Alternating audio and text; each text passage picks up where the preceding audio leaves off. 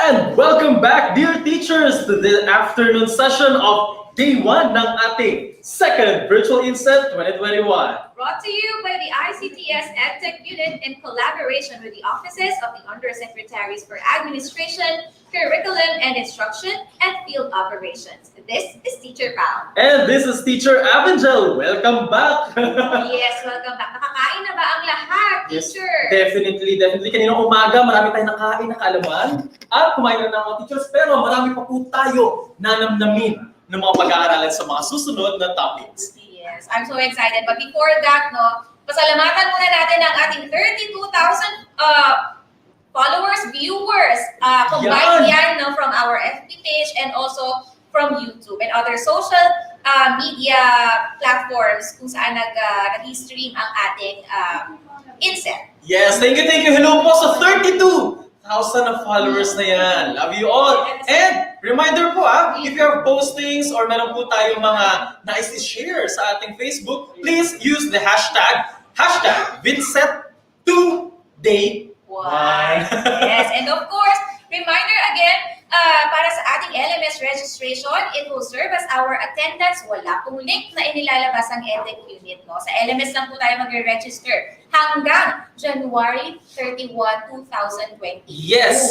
At nais po natin para sa mga teachers, may mga na-receive ako na hanggang gate daw lang sila, nasa bad gateway daw sila. Don't worry! Katulad ng sinabi ko, kasi yung iba talaga na sabi nila, ikot-ikot lang. Relax lang, teachers. Hanggang January 31 pa yung ating registration. Opo, mahaba po. Kung hindi man po ngayong araw na to, you still have more time. And paalala din po sa ating mga teachers, honesty is the best policy. Yes. Yan, tatandaan yan, teachers. And of course, sa mga kapapasok lang, hindi nakapanood kanina morning session, voluntary lang po ang pag-join sa ating VINSET 2.0. But then again, it is for our own growth. At ang mga manonood po ang magpa-participate for today's VINSET, makaka-receive po ng 1-day service credit. Para yan sa mga teaching personnel. Opo. Para pag non-teaching? Pag non-teaching personnel ka, makakatanggap ka naman ng compensatory time off at participate ka today. And don't worry po may memo po tayong i-release para po sa mga nabanggit kanina. Okay? Yes, set to stone na yan pagka nakalabas na yung ating memo. Yes! So, bago tayo mag-start, painitin mo natin ang ating hapon. Let's do some shoutouts! Teacher Pao! Yes, from Luzon National High School and SDO Rizal, hello kay Sir Philip Ilaw. At mula sa English Department of Bagong Barrio National High School, especially their head, Ma'am Irene Olano, and Principal Sir Bong Danuk. Yes, ang Math Department ng Bagong Silang High School din, hello kay Ma'am Weng Armado. Amparo High School Principal Sir Luisito Orma from Sir Mar Igon. And sa Mariano Ponce National High School ng SDO Bulacan, sa principal nila kay Ma'am Julieta Bulos from Sir Jerwin Roque. Shelito Zamora Senior High School Principal Dr. Alvin Angus from Sir Aaron D. At sa SDO Pampanga naman ng Pulong Maslin National High School from Manlin Escoto. At ang grade 4 family of Silanganan Elementary School from Mrs. Lani Capistrano. At kay Francisco S. Brosas ng Elementary School Head ng Noemi Head, ayan. Also kay PSTS, Dr. Wilmer Gatite. At binabati din po natin Villaverde Elementary School Principal, Ma'am Lina Flor Cabildo from Chacabansa. Again, hello sa mga taga-General Vito Integrated High School sa kanilang head, Ma'am Flor de Liza A. de la Rosa ng SDO Cavite Province. Kayo ang general. At alam mo ba, Teacher Pawi, ako ay mula sa pamilya ng mga teachers. Kaya itong INSET na to, napakaganda opportunity para mag-get together kami. So binabati ko po ang aking mga kamag-anak na teachers. Happy reunion! Ayan, mula sa Cavite, Canaleja, Villamor, at mula sa Bicol, andyan din po ang ating mga kamag-anak dyan. Antonio, thank you so much. I'm sure excited na ang ating teachers at home na matuto muli sa ating next speaker. Ano kaya ang topic natin, sir? Ready na ba kayo? Ready ka na ba, Teacher Pao? Ready na. And to discuss our fourth topic, this is all about the proper etiquette in sending email and understanding guidelines for copyright. Seryoso to, take note, nandun yung copyright. Yan yung iniiwas-iwasan talaga natin, Teacher Pawi. So, let me introduce the speaker. He is a scholar of Pamantasan ng Lungsod ng Maynila in 2005. He took a bachelor in physical education. At present, he He is finishing his graduate studies at the Philippine Normal University. Sir Ariel had 11 years of teaching experience in a private school and had been a head teacher of the Music Arts, PE and Health Department. Prior to his detailed assignment at the central office, he is a faculty member of Las Piñas City National Senior High School, CAA campus, from the school's division of Las Piñas City, where he served as the sports coordinator, Rover Scout coordinator, guidance advocate, and a subject area coordinator for PE and health. He is a module writer, lecturer, and resource speaker in various training workshops, and one of the pioneer national open educational resources core leaders in the country. He joined as an EdTech specialist of the Information Communications Technology Service Educational Technology Unit at the DepEd Central Office in 2020, being recognized as Microsoft Innovative Educator, Microsoft Education Ambassador, and Google Certified Educator. He shared his expertise in the information and communications technology as part of the EdTech specialist to the open educational resources, DepEd Commons, DepEd Learning Management System, DepEd TV, and DepEd Online, DepEd ETULAY, a free online tutorial as DepEd Online ETULAY National Tutor. As one of the main trainers of the ETU, Microsoft, and Google education programs, he also joined in the different projects of the ICTS and Tech Unit. Grabe ang galing talaga ni Sir. Such as being panelist in 2021 EduTech Philippines. He is the Alternative Learning System EdTech Empowerment Project Lead. Ito pa. He is also part of the DepEd TV National Teacher Broadcasters and Associate Producers, a member of the Kapisanan ng mga Broadcaster ng Pilipinas, and the Program Head for Scouting in ETULAY. His affiliation as a member of international communities like the International Organization of Health, Sports and Kinesiology, and P4 World Education Week has made him to confidently share his knowledge and skills to other teachers. Ladies and gentlemen, Pambigatin ang ating speaker. yes, kaya ladies and gentlemen, the newly promoted Master Teacher 1 of the Las Piñas City Science High School. Please welcome Sir Ariel A. De Los Santos.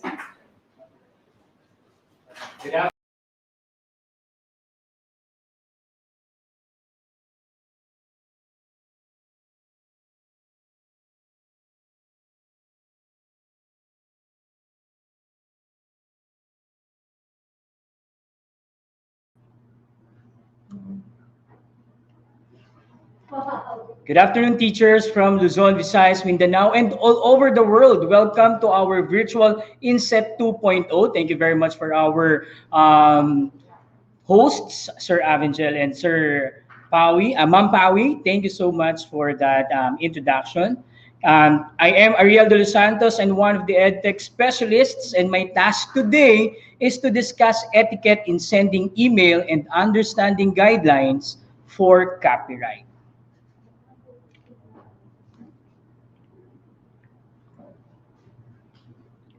So let me have my shout out first to SDO Las Piñas. Good afternoon. Thank you for watching and participating sa lahat ng ating mga teachers dyan. No? Thank you so much. All right. So let's have first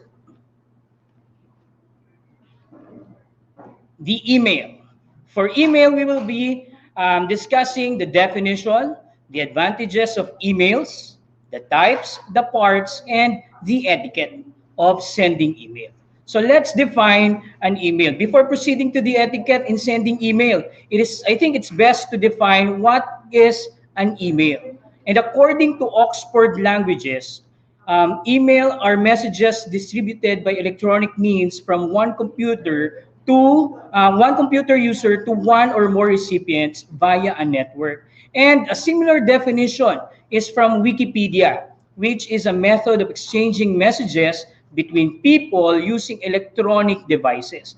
A lot of books, dictionaries, write-ups, journals, and researches give almost the same meaning for email, and all these fall in one word, which is communication. That means the process of sending and receiving messages. And this is a very important tool, especially now that we are facing pandemic, no face-to-face, and this is one of the most perfect tool for communicating with our learners and also with our teachers and parents. Okay, so let's have the types of email. We have 4 types of email: the no reply email, the inquiry email, the open-ended email, and the action email. Let's discuss that one by one. The first one is the no reply email. If you can see in that image, that is an example of no reply email.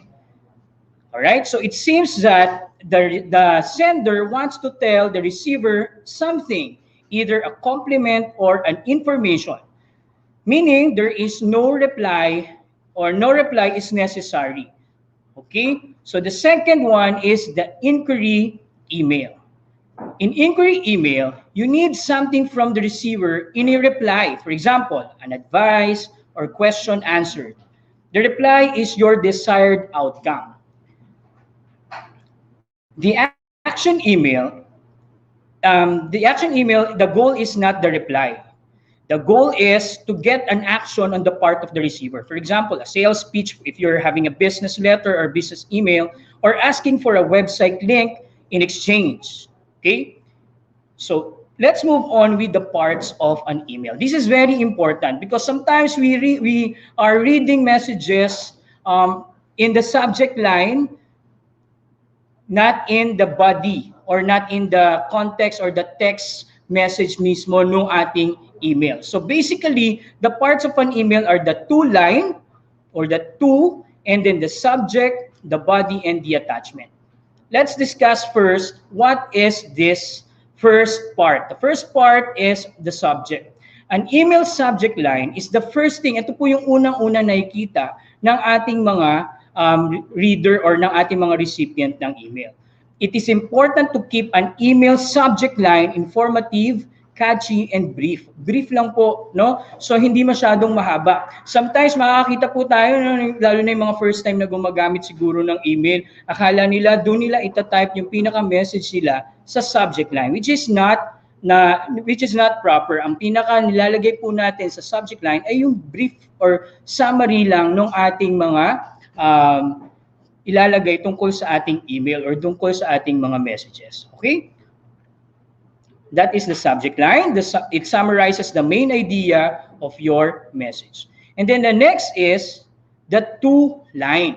This is the address of the person who will be receiving the message. If the person's email or if the person's email ad is typed wrong or mali yung pagkaka-encode natin ng ating nilagay na email address, ang mangyayari po niyan, babalik po sa atin yung ating email. Hindi po yan masisend sa ating gustong padalan. In professional email messages, it includes full names and email. Kung makikita nyo po sa ating mga emails when we're using different providers like Gmail, we have Outlook, no, doon sa ating Microsoft, and Yahoo Mail, ayan po ay ginagamitan po natin ng email address sa to line. Kapag hindi po tama ang ating email address, babalik po sa atin yan. Okay? At ang importante po doon, sa mas professional po is if we type the full name and yung ating email ad ng ating mga recipients.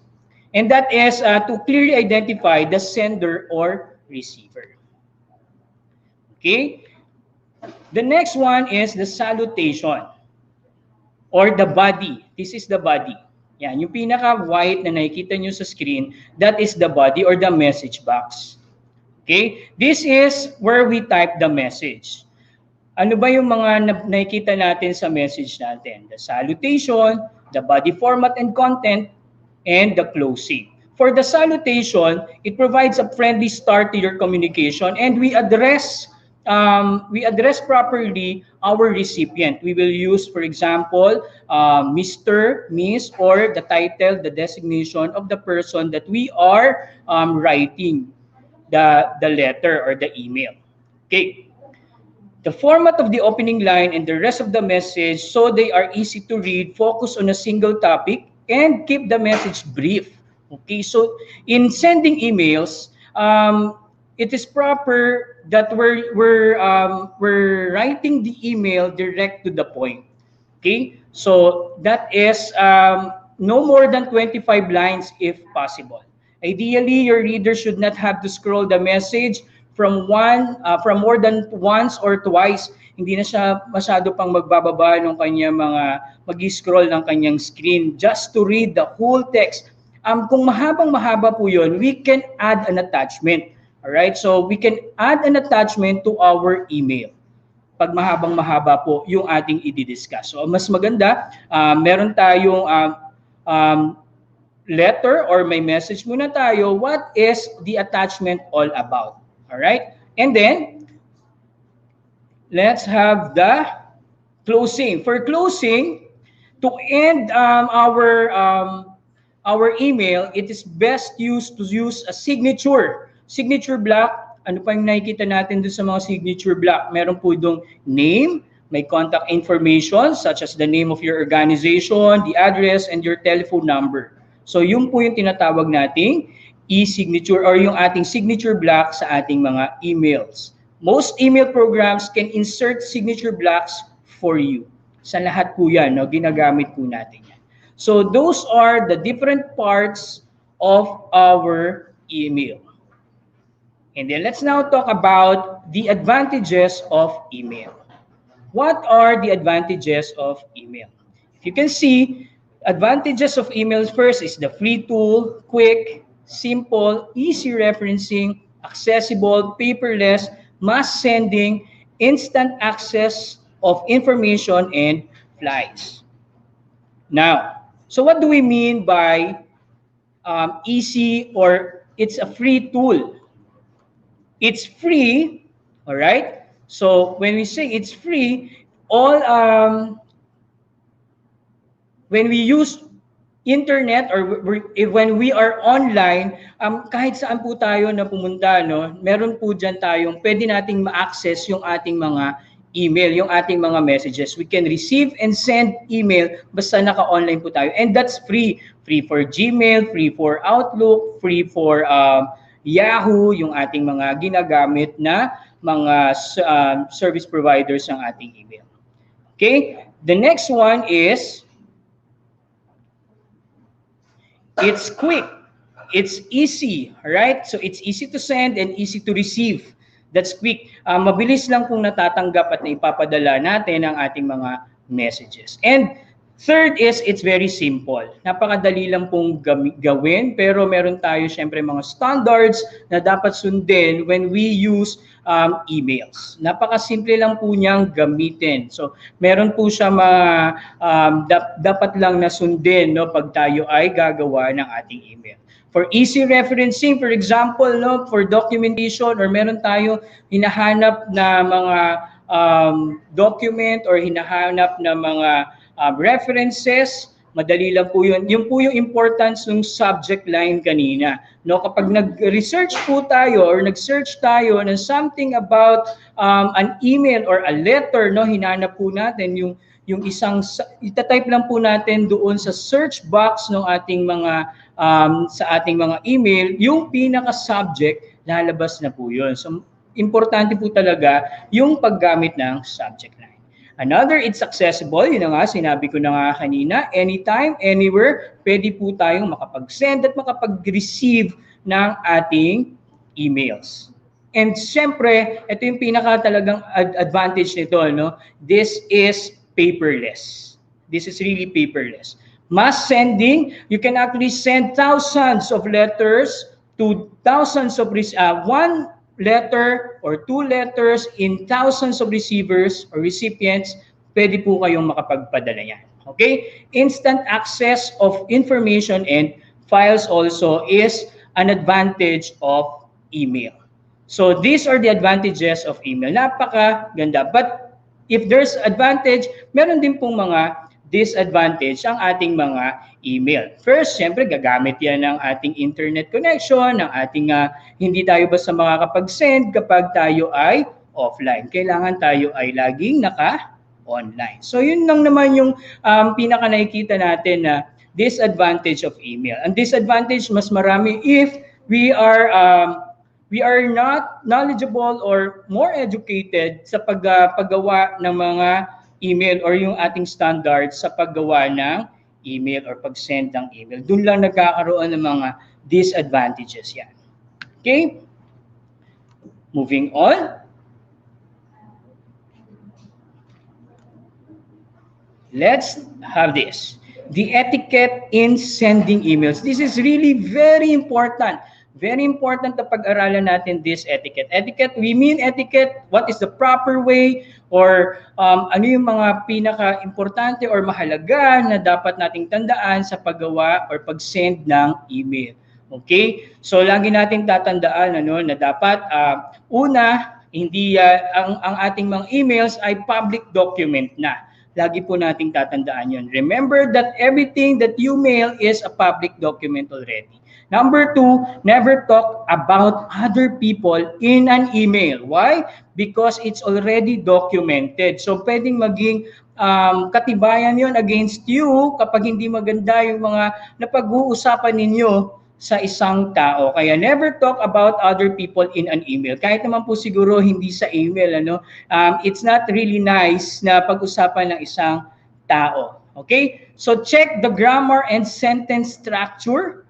Kasi kapag hindi po natin chinek ang ating grammar, it seems like hindi na rin natin nire-respeto ang ating recipient.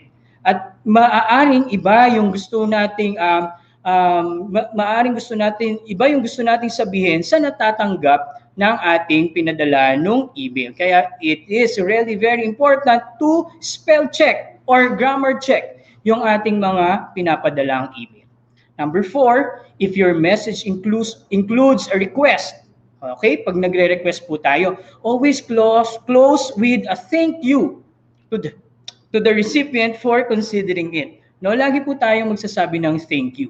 It's very important. It's maganda pong pakinggan, maganda rin pong pakinggan yung ating magandang basahin rather yung ating mga message kung tayo ay nagte-thank you or nakakabasa rin tayo ng thank you, maganda po yun. Do not demand or expect immediate response. Most of the time, we use hoping for a response, hoping for a positive response. Ang mas maganda po talaga nating dapat gamitin ay looking forward for something like yung kung ano yung ine-expect nyo doon sa recipient. Yung po yung mas ethical na dapat nating gawin. Number 6, review your message before sending it.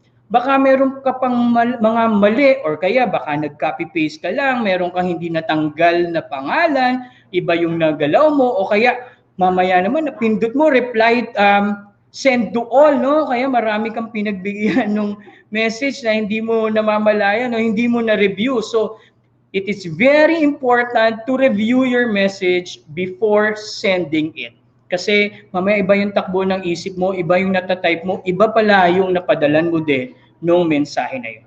Okay? So avoid using all caps. Alam naman natin lahat ito, Maski sa instant messaging, we have to avoid using all caps. Why? Because all caps, it seems like when you use all caps, parang kang galit, may anger ka, malakas yung iyong emotion na nandoon na maaaring ma-misinterpret. So for everybody, please avoid using all caps in sending emails. Number 8, always use courteous expressions. Alam naman natin to. Gusto rin natin na pag tayo yung nakakabasa ay maganda yung ating mga nababasa tungkol sa atin or magandang mga words ang nababasa natin. Magaan po kasing basahin yon at kaaya-ayang basahin yun. So ganun din tayo kapag tayo yung nagsusulat or magsisend ng email. We always have to use courteous expressions. 9, consider the use of CC in your email. So ano ba yung CC? For faculty, sa ating mga offices, meron tayong sinusunod na mga protocols or channeling, importante po yung CC or carbon copy na dapat yung ating mga boss ay alam din kung ano yung napag-uusapan doon sa email na yon. So that is very important. Consider the use of CC or yung mga BCC. So mas marami pong mas makakaalam. Kumbaga parang for your information, para mas alam ng iba. So channeling is there kapag gumagamit tayo ng CC. And then the 10th is avoid cracking jokes in your messages. It's formal. dapat professional ang dating kapag gumagamit tayo ng email. So yan ay mga dapat nating tandaan, lalo na tayo ay mga guro, tayo ay mga teachers, at yan ay ituturo din natin sa ating mga estudyante. And that's all about email. So sana na meron kayong napulot sa ating usapin tungkol sa paggamit or pag-send ng email. Let's move on with our next topic. Ito, interesting to. Lalo na ngayon na tayo ay nasa, wala tayong face-to-face pandemic ngayon, at mas maraming chances na tayo ay blended learning, gumagamit tayo ng online class. So, gumagawa tayo ng video, gumagamit tayo ng mga images in our presentation. So, importante na malaman po natin ano ba yung mga guidelines for copyright. Ito po ay konti lamang, dahil maaari pang marami pa ang tungkol sa copyright. I would like to start with legal basis. Ano ba yung batas sa Pilipinas na pumoprotekta sa karapatan ng mga may-ari ng mga works na ito, literary, musical pieces na ito?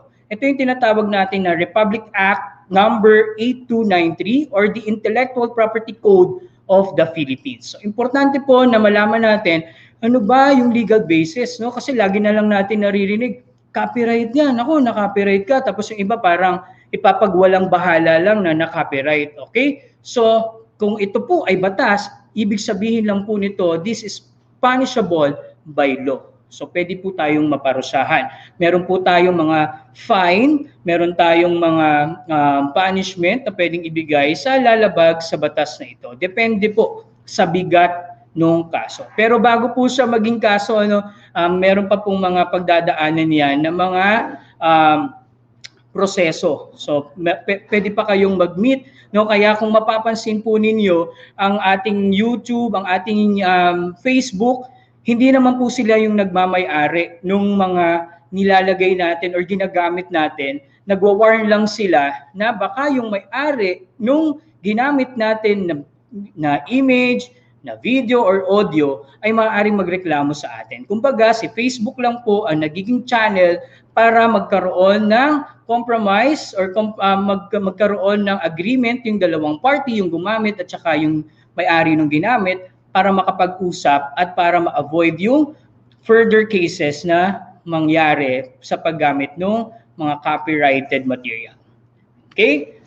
So, dito sa Chapter 2 ng ating Republic Act 8293, dyan po natin may kita o mababasa ang mga, yung mga nakapaloob na material or works na pwedeng maging copyrighted na gagamitin. Sabi dito, literary and artistic works hereinafter referred to as works are original intellectual creation in the literary and artistic domain protected from the moment po of their creation and shall include in particular, ito po yung mga example, books, pamphlets, articles and other writings, periodicals, newspapers, lectures, sermons, addresses, dissertations prepared for oral delivery, whether or not reduced in writing or other material form, letters, at marami pa pong iba ang nakapaloob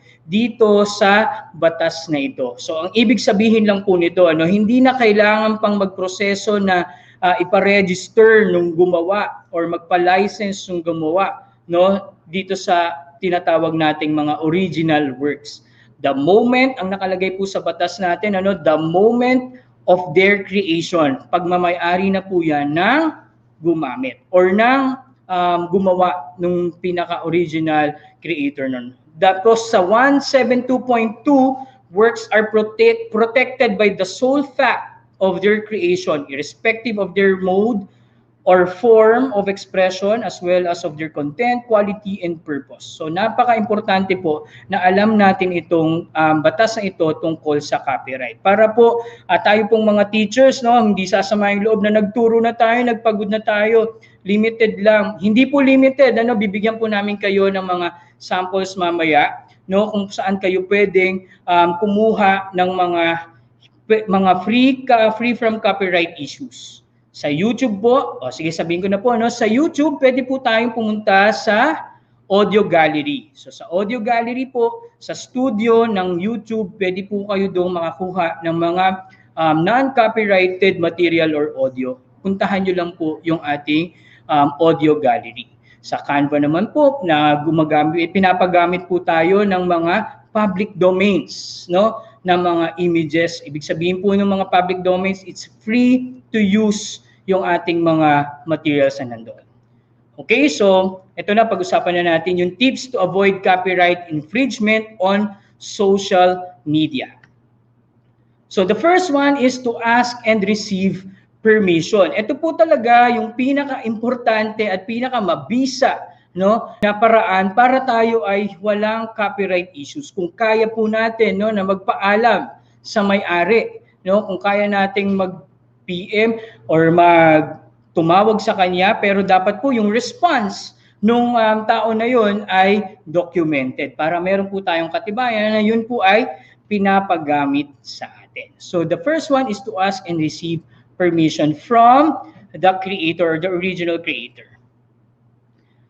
The second is use images from a public domain. Ito na nga po yung sinasabi ko, no? Marami pong paraan para makakuha, lalo na yung mga images, ano, marami po tayo na sa public domain or yung ating mga Creative Commons na hindi po, wala pong issue sa copyright po yun. Okay? So, mas maganda po na yan po yung gamitin natin. At kung kaya naman po ninyo, may cellphone po kayo at meron po kayong gadget, pwede nyo pong gamitin yun para original na kayo po ang nag-take ng image na yon at yun ang pwede nyong gamitin. Kung sa ano naman po, kung gagamit po kayo ng gadget pero ang subject ninyo ay bata, kailangan pa rin naman po doon na, yun naman po, iba ng usapin, ano, pero kailangan meron pa rin kayong permit naman sa parents nung gagamitin yung subject kung bata po. Okay? So, give credit.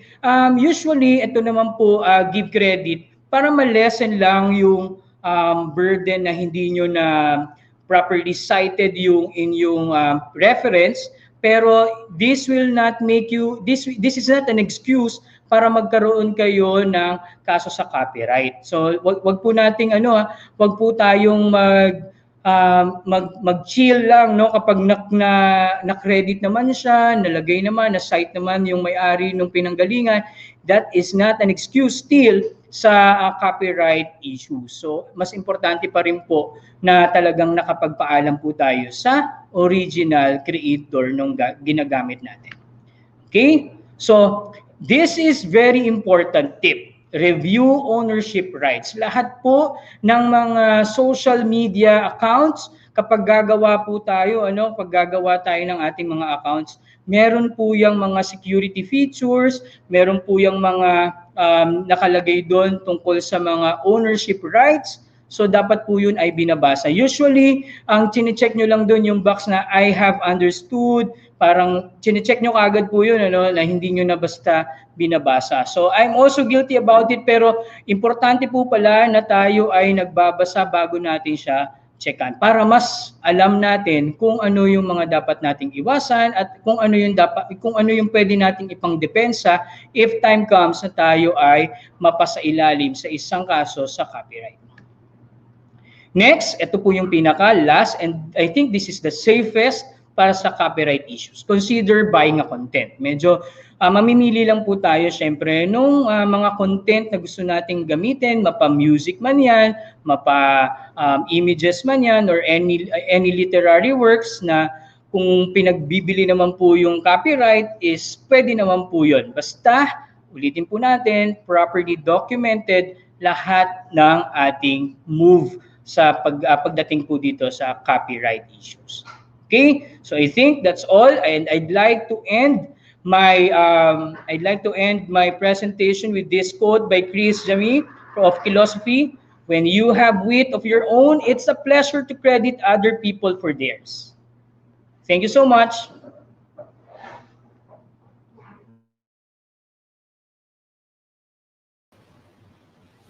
Okay, thank you so much, Sir Ariel. Napaka-informative lang po ni Sir Ariel. Yes, tama ka dyan.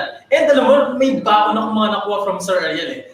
Naalala ko talaga, Kasi tayo, di ba, we have now our DepEd email. And dapat pala maging maingat na tayo sa paggamit nito. Kasi kanina naalala ko sinabi ni Sir Ariel, wag magchismisan sa email. And also, take note, public document na yun. Yes, yan ang karamihan sa atin hindi alam yan kasi sabihin nila, personal email ko naman yun, di ba? But since it's already in the internet, it's considered as a public document. And also, huwag kalimutan, Teacher Pao at ating mga guro, ingat tayo sa pagkuha din ng mga media from internet kasi kailangan po natin i-recognize kung yung rights na tinatawag. Kung yan ba ay for free or kung meron po tayo dapat i-acknowledge ng mga tao behind it.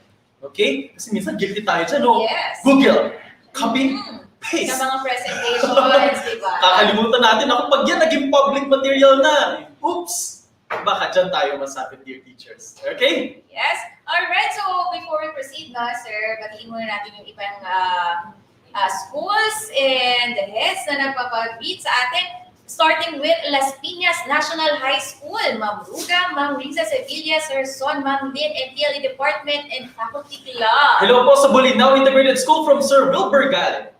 Mike Castor Alviar National High School, SDO Calamba City from Sir Kevin Domingo. Faculty and staff of Francisco S. Brosas, Memorial Elementary School, School Head Noemi Brul, PSDS Dr. Wilbur Gahita of Lido District. Happy birthday po sa inyo!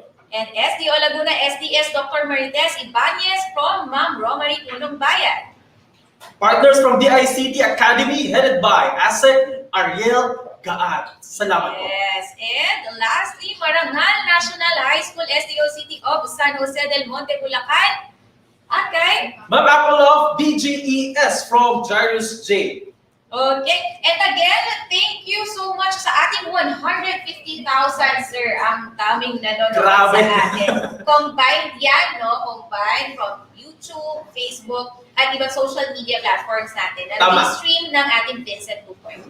Okay, ulitin po natin sa ating 150,000 na viewers right now. Whatever you are doing, kung ano man po ang inyong pinagkakaabalahan dyan ngayon, salamat po. At inulit namin, this is a voluntary po ang ating participation. We are not requiring you naman po because this is a holiday, but to give back our love, we are giving you one service credit for today for our teaching personnel, and again, compensation time off for our compensatory time off for our non-teaching personnel. Yes, and pahabol lang, no, from STO Makati, SDS Cardin Sevilla, Makati Science High School faculty, and their principal, Eden Saman. And ako yahabol din, binabati ko po ang San Ricardo National High School, SDO Nueva Ecija, Catalina Salam, their principal, Bungabon National High School, SDO Bungabon Annex, Principal Celia M. Lucille, Manuel L. Quezon, Principal Edmund G. Villarreal. At binabati ko from SDO Navotas, Michelle Jimenez, Cedric Mark, Natalio, Michael Fineza, Bernard Antonio, sabay-sabay sila nag-aaral sa araw na ito. Wow. Okay, so kung meron kayong gustong i-post, teachers, no, don't forget to use the hashtag VINSET2Day1.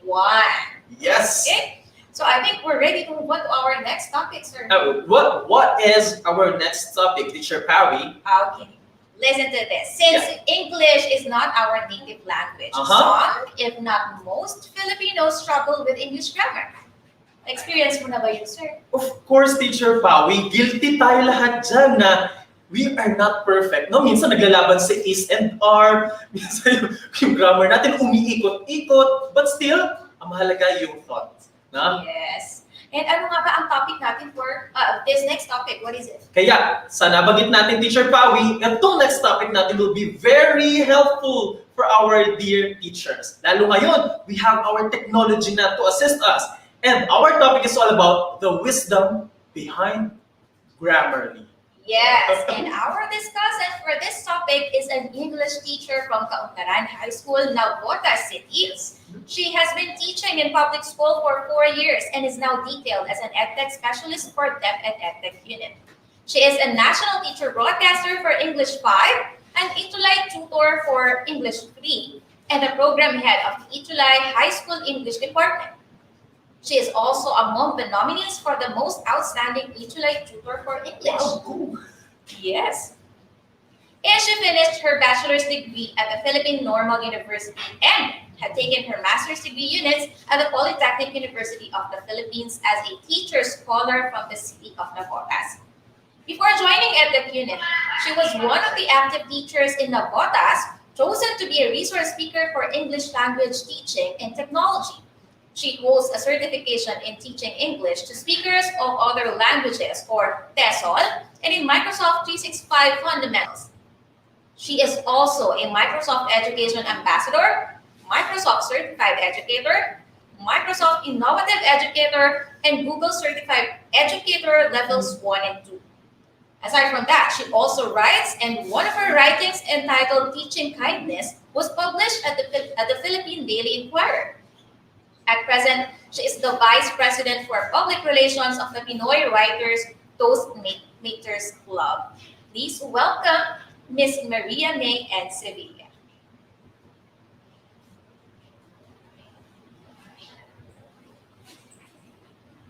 Okay. Are you excited for this topic, sir? Of course, dahil ayaw niya si Ma'am May Sevilla, kasamahan ko from SDO Navotas. Muli, pinabati ko po ang ating mga kasama sa SDO Navotas. Salamat po sa pakikibahagi sa VINSET na ito. Yes, and let's all remember that English is a universal language. Tama Yes. ba? Kaya it is important for us to learn the basics of grammar. And napaka-importante, lalo na ngayon. Alam niyo to, dear teachers, na we are creating learning materials such as modules, kaya dapat napakahalaga that we double-check, triple-check ang ating mga materials para talagang pagdating sa ating mga bata, tama at ayos. Yes, and not just the grammar, no, but yung punctuations, the spelling, we have to check each and every sentence, every word that we would write. Especially for documents like na nasabi mo, sir, modules, di ba? Very important yan. Pero ikaw, Teacher Pawi, pag-usaping pag-improve ng English language mo,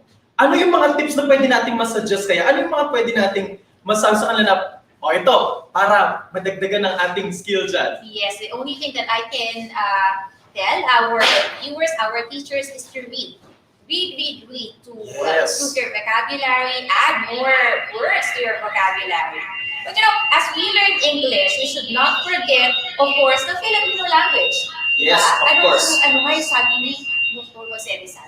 Ang hindi magmahal sa sariling wika ay masahol pa sa hayop at malansang isda. Yes, okay. Tandaan natin yan dahil ngayon ay buwan ng wika. Tama. Ba, sir? Buwan ng wika ngayon at ngayong araw na to, sineselebrate natin din, kino-commemorate natin ang ating mga bayani na nagsakripisyo para sa bansang ito. Yes. At kayo mga guro, kayo din ay bayani sa munti ninyong paraan. Kasi Teacher Pawi, no, we heard some stories na meron talagang tumatawid ng ilog, may umaakyat ng bundok, meron talagang iniikot ang sambayanan, ang mga bahay-bahay despite the pandemic para lang mahanap ang ating mga bata at may balik sila sa pag-aaral. Yung teachers po ay mga simpleng bagay, act of your pagiging bayani din para sa bansang ito.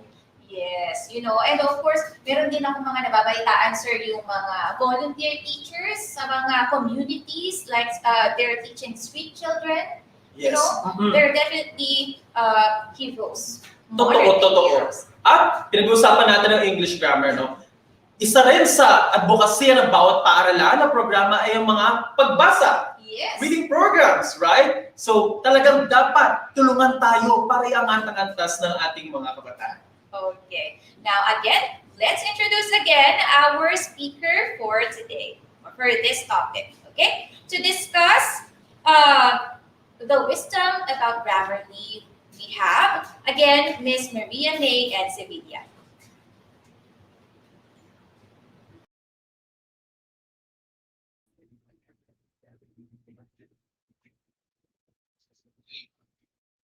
To our wonderful hosts, the powerful Miss Pau and the friendly and gentle Sir Avengel, thank you for the generous introduction. It has always been a pleasure to be seated here and to meet administrators and teachers all over the nation. How are you, everyone? I hope that you are fine and safe. On behalf of the DepEd EdTech unit, we would like to express our gratefulness for spending your day with us. Altogether, we are under one endeavor, Like you, we are also working even though it is a holiday to make sure that for the incoming school year, we are not only ready, but also more equipped. By the way, because it's the National Heroes Day, we have different meanings of what a hero is. But I won't say that we are heroes because we are attending this VINSET. That's very shallow, isn't it?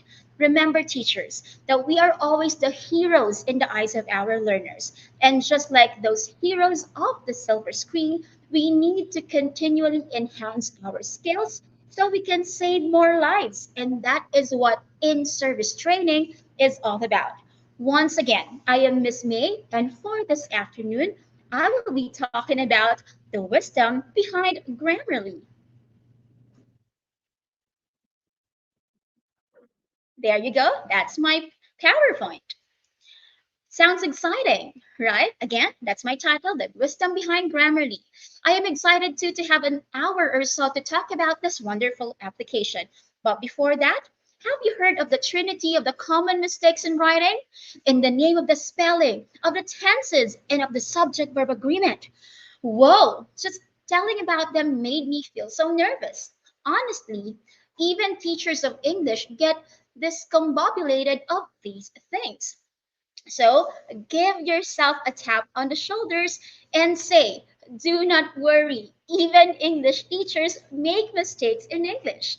There are so many rules and exemptions to the rules that one needs to master to write and speak a string of thoughts without any grammar lapses. Now, let me have a rough idea of how well your grammar is. I want to challenge you I want to challenge your grammar knowledge with the short quiz. Okay, I will now be uh, proceeding to my slides.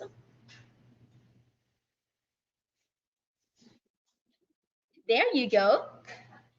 I will be reading the situations and the choices for each of them. I will be giving 5 seconds, again, just 5 seconds before I reveal the answer and explain why it is the answer. Is that clear? If the answer is yes, please comment a like emoji on the comment section. Let's see who is ready to take the challenge. There you go. Let's have number one.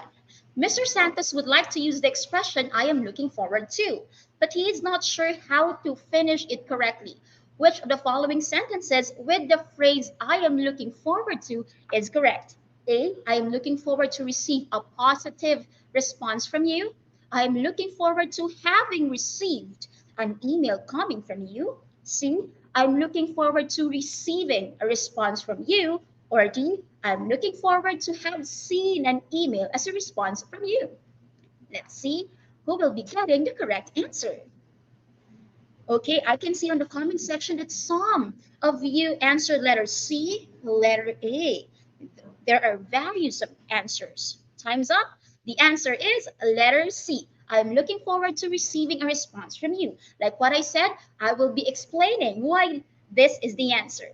Okay, when you have the expression looking forward to is a preposition and it must be followed by a noun or a gerund. So you can either say, I am looking forward to receiving because receiving is a gerund. A response from you. And the second expression is, I am looking forward to your response because after the preposition to is the noun phrase, your response. That's the first question, and I think you are challenged by that. Now let's have the second question.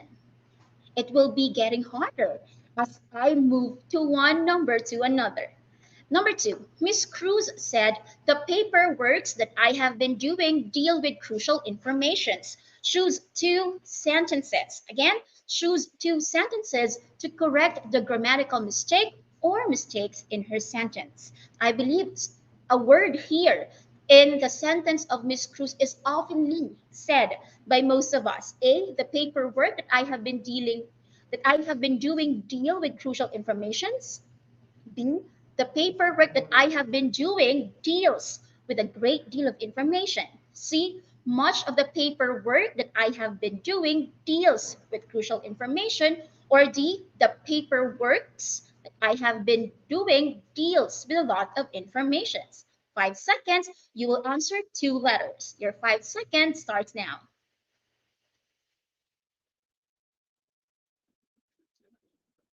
B and C, A and D. Let's see. Oh, my timer is not moving anymore. 3, 2, 1. Let me reveal the answer. Let's see who will be getting the correct answers. And it's letter B. Okay. The paperwork that I have been doing deals with a great deal of information. And much of the paperwork that I have been doing deals with crucial information. Now, let's explain why B and C are the answers. Remember, paperwork and information are uncountable nouns. Therefore, they do not take the suffixes s or es and always take the singular form of the verb. So every time you will be hearing paperworks, then that's incorrect. Don't say paperworks, but we can say literary works. Quantifiers for uncountable nouns can't be added before uncountable nouns to express how much. What are the other uncountable nouns that we don't add s or es at the end? We don't say furnitures, we don't say advices, we don't say monies, we don't say powers, electricities, and luggages. Okay, so that's a nice refresher of uncountable nouns that we don't add s or es on. Okay, let's have the third number. Mrs. Padilla had a pop quiz in her synchronous class. She said, class, 12 times 12 times 7. Oh, that's math, so I'm finding hard to pronounce it. I really have a phobia with numbers. Class, 12 times 7 is equals to blank. I will give you time to think about it. Your 2 minutes start now. Now the question, were her sentences correct? A, yes, both sentences are correct. B, no, both sentences are incorrect. C, no, only her first sentence is incorrect. D, no, only her second sentence is incorrect. Your 5 seconds starts now. 3, 2, 1. All right, let's see who will be getting the answer. Some of you answered C, some of you answered B. But if you answered letter B, then you are correct. No, both sentences are incorrect. Now, let us find out why. Why both of the sentences are incorrect. It's because when you have an arithmetic or numerical expressions, they always take the singular form. So remember, especially for math teachers and science teachers, we don't say 12 times 5 is equals, but we will be saying is equal to. Is already your verb and equal their functions as your adjective. So is equals to. 12 times 5 equals. Okay, and the sum, which is singular, of 5 and 3 is. In the last phrase, our subject is not 5 and 3, but we're talking about the sum, which is singular. So we will be using the singular form of the verb, is. Okay, so I hope you will be taking note of that, especially for those teachers who are dealing with numbers. Let's have the second to the last item and let's see who will be keeping up. Okay, Mr. Lamangan is giving an update to the parents of his students. In one of his messages, he said, student A is one of those students who participates actively in the class. One of the teachers say that he might have an award at the end of the school year if he continues his performance. Are the underlined verbs correct? Again, are the underlined verbs correct? A, yes, both are correct. B, no, both are incorrect. C, no, only the first verb participates is incorrect. No, only the second verb say is incorrect. Now, it's quite tricky, I know, one of those and one of the. Let's see who will be getting the correct answer. Okay, let's see. Some of you said B. No, both are incorrect. Some of you said it's letter C. Only the first verb is incorrect. Let's find out. And let's see the explanation. I haven't yet given the time.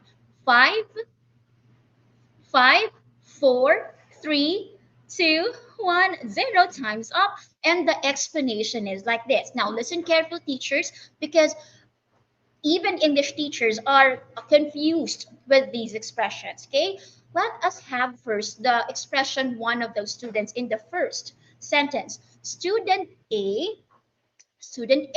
is one of those students. Now, our subject there is not student A anymore, but we're talking about students. That's where student A belongs. So again, our subject for the first sentence is students, which is a plural noun. So a plural noun will be getting a plural verb. So it should not be participates, it should be participate. Now, in the second sentence, we have one of the teachers. We're not talking about the teachers there, but we're singling out. We're singling out one teachers among the group. So if our subject is one, it's singular, therefore it will be taking a singular verb. So one of the teachers says, not say. I hope that is clear. You have to really find out who is our subject, whether the subject belongs to a group, then the group is the subject, or are we singling out the subject to a group? If that is the case, the subject is singular, all right? Now, let's see if you will be getting the last item correctly. Ready, teachers? If you are still ready, can you comment a like sign again? I will be waiting. Again, if you are still ready, can you comment a like sign again? Yes, let's go back. One is inquiring. Yes, it's letter B. Okay, if you're still ready, let's have the last question. And the last question is, as a solution to students with no internet connection, schools have allotted a budget to print their modules. Which of the following will correct the sentence? So that means the first sentence is incorrect. A, you have to choose which among the choices is the correct sentence. A, as a solution to students with no internet connection, a budget was allotted to print modules for students. B, as a solution to students with no internet connection, teachers made sure that students would have modules. Letter C, as a solution to students with no internet connection, modules were printed out and given to the students. Or D, no error. Okay, I believe the last sentence is the trickiest question out of the 5 that I gave you. Can you find out, teachers, what is the correct answer for number 5? Let's see. Let me check the comment section. And most of you answered letter C, but some of you also answered letter A. Now, if you answered letter C, that is correct. Okay, I think I haven't shown the timer, but thank you so much for giving your answers to me on the comment section. Right? Again, the correct answer is letter C. Now, let us find out. In our sentence here, we started with the phrase as a solution to students with no internet connection, right? So we're talking about solution. So we should have a noun that should be correctly modified by the phrase that starts our sentence. Since we're talking about the solution, it should not be the teachers, it should not be the budget, it should not be the school, but the solution is the modules. The solution is the modules. Not the solution are the modules, but the solution is the modules. So letter C is the correct answer. Remember, when starting a sentence with a phrase, make sure that it is followed by the correct noun it modifies. Okay, let me see how well you fare, teachers. Can I know how well you fare? How many scores did you get? All right. Some of you got 4, some of you got 3, but it is okay, teachers. Having mistakes is fine. Remember, errors are there for us to learn. As I explained to you the wisdom behind the correct answers, we get to appreciate the presence of a grammar coach that will point to us our mistakes when they happen, right? That is why it is nice to have an English major for a friend, isn't it? But kidding aside, what would you feel if I tell you that you can have a grammar coach at your fingertips? Teachers, ladies and gentlemen, let me proceed to my topic, the wisdom behind Grammarly. Well, Teacher Mary, what is Grammarly? Here on the screen, you can see that Grammarly is a tool to improve grammar, spelling, style, and tone. It is immersive. Teacher, what do you mean by immersive? That means Grammarly can be used in different applications. If you install it, there you go, you can use it right away. And you can use it in some of the applications such as Gmail, Google Docs, Twitter, and LinkedIn. And aside from these applications, you can also use Grammarly in other applications too, which we use every day. So we have a grammar coach that we can rely with as we want to make our sentences, our statements, grammar mistake free. Are you ready to know this application? I am ready to present it to you. Okay, so if you would type grammarly.com in your desktop, you will first know how to use this application in the desktop or laptop version. Because if we will start only with our tablets, or our mobile phones, we can't really have a comprehensive experience of how this application works. Okay, so type in the address bar grammarly.com, and this is the website where you will be landing in. Okay, so first of all, you have to click add to Chrome because this will be an extension in the Chrome. So just click on that. It's free, by the way. Then after that, you will be directed to the Chrome Web Store. In the On the right side of the screen, you have the option there, Add to Chrome. Just press that. And as you press that, your computer will automatically add that to your desktop or to your device. But it will be checking the system requirements if Grammarly meets the requirements based on the gadgets that you're using. Okay. After it checks, there will be a prompt here that will appear on your screen. Add extension or cancel. Definitely we have to add Grammarly. So just click add extension.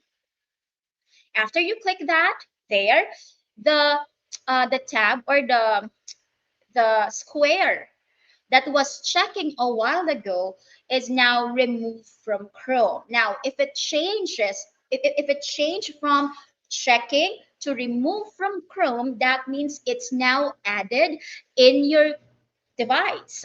You can use Grammarly now, but definitely there are further steps to make sure that we have an account in Grammarly. So that's just the first step, installing the Grammarly account in our devices. Again, we are using the laptop or the desktop version so we can freely navigate a comprehensive experience of the application. Okay, so after that, you are required to you are required to sign up. You can put your email here in the email field and then click agree and sign up. If you are a new user, that will be your next step. Put your email, a working email. It can be your personal email or the email given to you by DepEd, at deped.gov.ph. So you have your choice. It's your discretion what Gmail account will you be using for your Grammarly account. Should you use your personal account or your Gmail account? Teacher, you have to make the decision. So after putting your email in the email field, hit agree and sign up. What if I have already, or you can also choose if you don't want to, if you forgot, or if you're lazy to type in your Gmail or your email address, you can choose to sign up using your Facebook account, your Google account, and your Apple accounts. But however, if you have an account, just click on the prompt there on the upper right hand of the screen. Just click I have an account, and this will be the option. Okay, so I have used there my DepEd email account, and then I will just because it will be like a login in. Okay, I will just log in and then type in my password and hit agree and sign up. Okay, so whatever you choose, whether a new account or you will just be logging in, you have to input your email address and then your password. So you can go to the application right away. After that, there you go. Click continue. And there you are directed to the Grammarly website. Okay, so we have here, download the Grammarly add-in now. And it's not just in Google Docs. So they also make updates on the application, so it will be more immersive, more helpful for teachers like us. So if we click the Grammarly add-in now, it will be downloaded to our desktop. And Grammarly is not just to be used in Google Docs, but it will be one of the extensions in Microsoft Word, Microsoft Office. That's nice, right? Because when we type, we can either choose to type our documents in Google Docs and Microsoft Word. And using this update from Grammarly, we can have a grammar coach while working in our Microsoft Word document. That's nice, right? So let's see, how does that work? How does work? How does that work? Okay, so if you click on that, if you click on download the Grammarly add-in now, this will be the page. Okay, this will be the page that you will be seeing.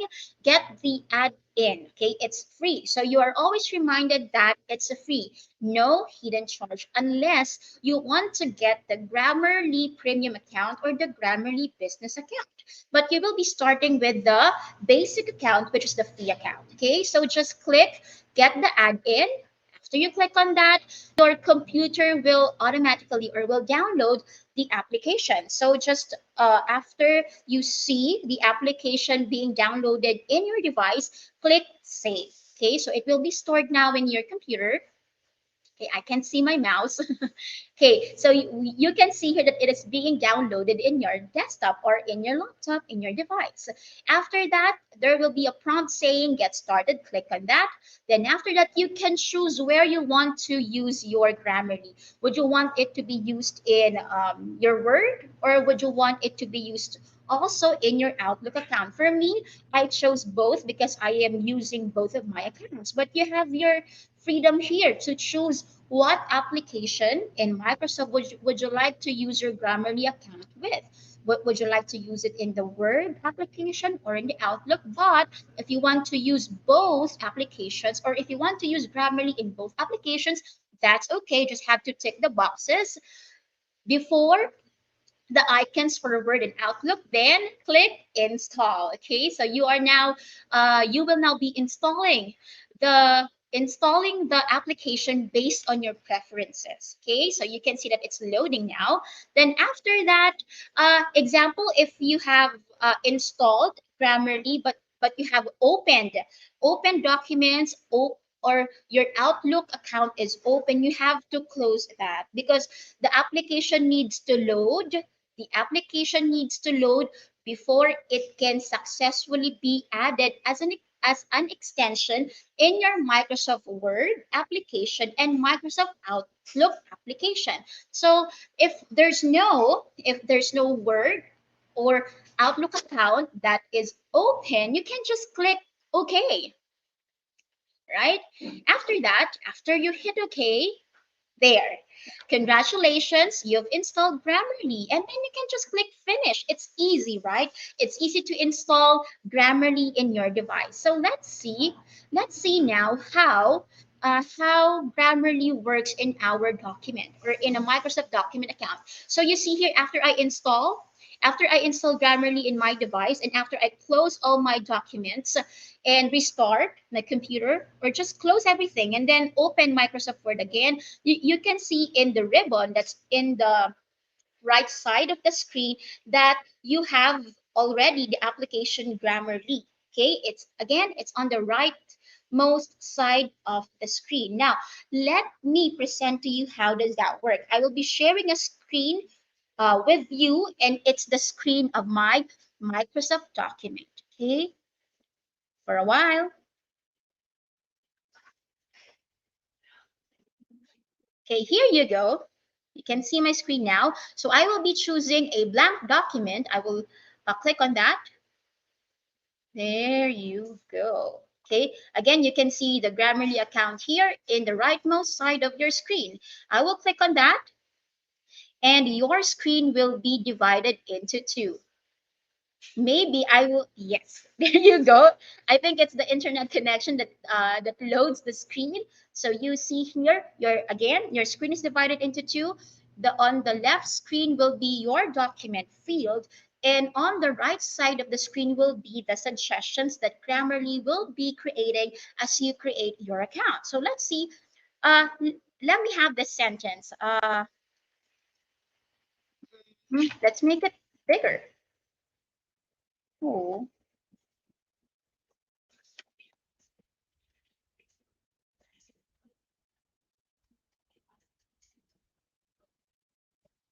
okay. If I have this sentence, this dog is barking loudly, you can see here that there is an update going on. And I have here suggestions made by Grammarly. I can just click on that. Okay, so first is dogs, and then the second is is. Okay, so let's click first on the first tab, dogs. We have here the explanation. It appears that the singular demonstrative this is modifying the plural noun dogs. Consider using a plural demonstrative or a singular noun instead. So Grammarly is not just pointing out your mistake, which Microsoft Word does, right? It underlines your mistake. But what's good with Grammarly is that it gives you an explanation what the mistake is. So the mistake is not just pointed out to you, it is also explained. And in language learning, in any language, when you're learning a language, it's not just enough that you know your mistakes. It's more efficient to learn a language when you know what your mistakes are. And that is what Grammarly is doing for us. We have an explanation why dogs is incorrect in this sentence. So how to correct that, Teacher May? We'll just have to click on this green highlighted word, and that will be changed in our document field, right? And so the other mistake also is corrected, automatically corrected. So my previous sentence is changed already with this dog is barking loudly. Nice, right? So we can also have here some pointers to make our knowledge of our work better. You can click clarity. You can also click correctness. We know that clarity is different from correctness. Let's see if we can test the difference between the reports in terms of clarity and in terms of correctness. How about if I have this sentence? Uh,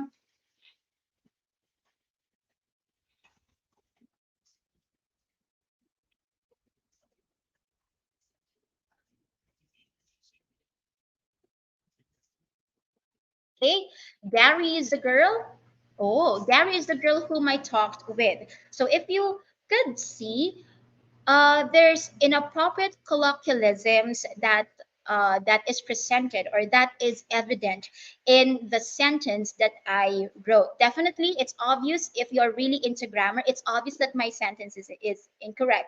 But everyone has a different level of language proficiency, so Grammarly is very helpful to really point out the mistake. What are the grammar lapses? What are the language improvement that person needs to know? So for this one, the mistake is not just about subject verb agreement. It has to deal with noun usage, which for Grammarly is a higher level of error. So it's not included in the free version, but it will be dealt with the premium, the grammar premium or the Grammarly premium account. Okay, one more example.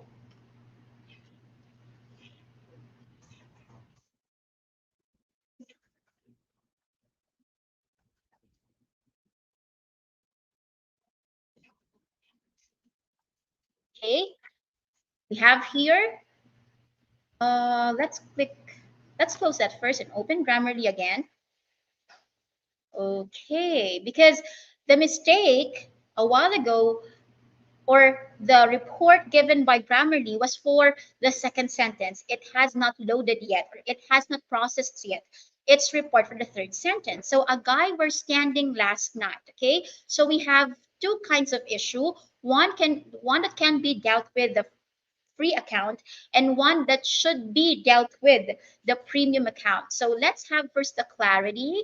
So far so good. So you can see that there's really a separate report for clarity and correctness, because For the third sentence, the clarity is good. So far, so good according to Grammarly. But for the correctness, it has a different report. Amazing, right? Because you are given two kinds of report that help you to manage your language proficiency or your language knowledge. So if I would click here were, because that's the mistake the Grammarly is seeing on on the sentence that you have given, if I would click on that, okay, instead of saying what were, it should be what. So I would click on the green word highlighted on the right side of the screen, and there you go. A guy was standing last night. Okay, so no basic issues, but let's click on the premium issue.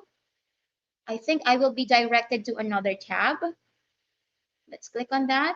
As you can see, I am directed to another tab explaining the difference between grammar free account, Grammarly free account, Grammarly premium account, and Grammarly business account. How we wish we would have the premium account, but that is one of the goals. That is one of the plans that we have for teachers someday. Okay, so I believe you have time to explore more by yourselves the power of Grammarly and making your documents grammar mistake free. So I would give you time to explore this document or this application in your Word account.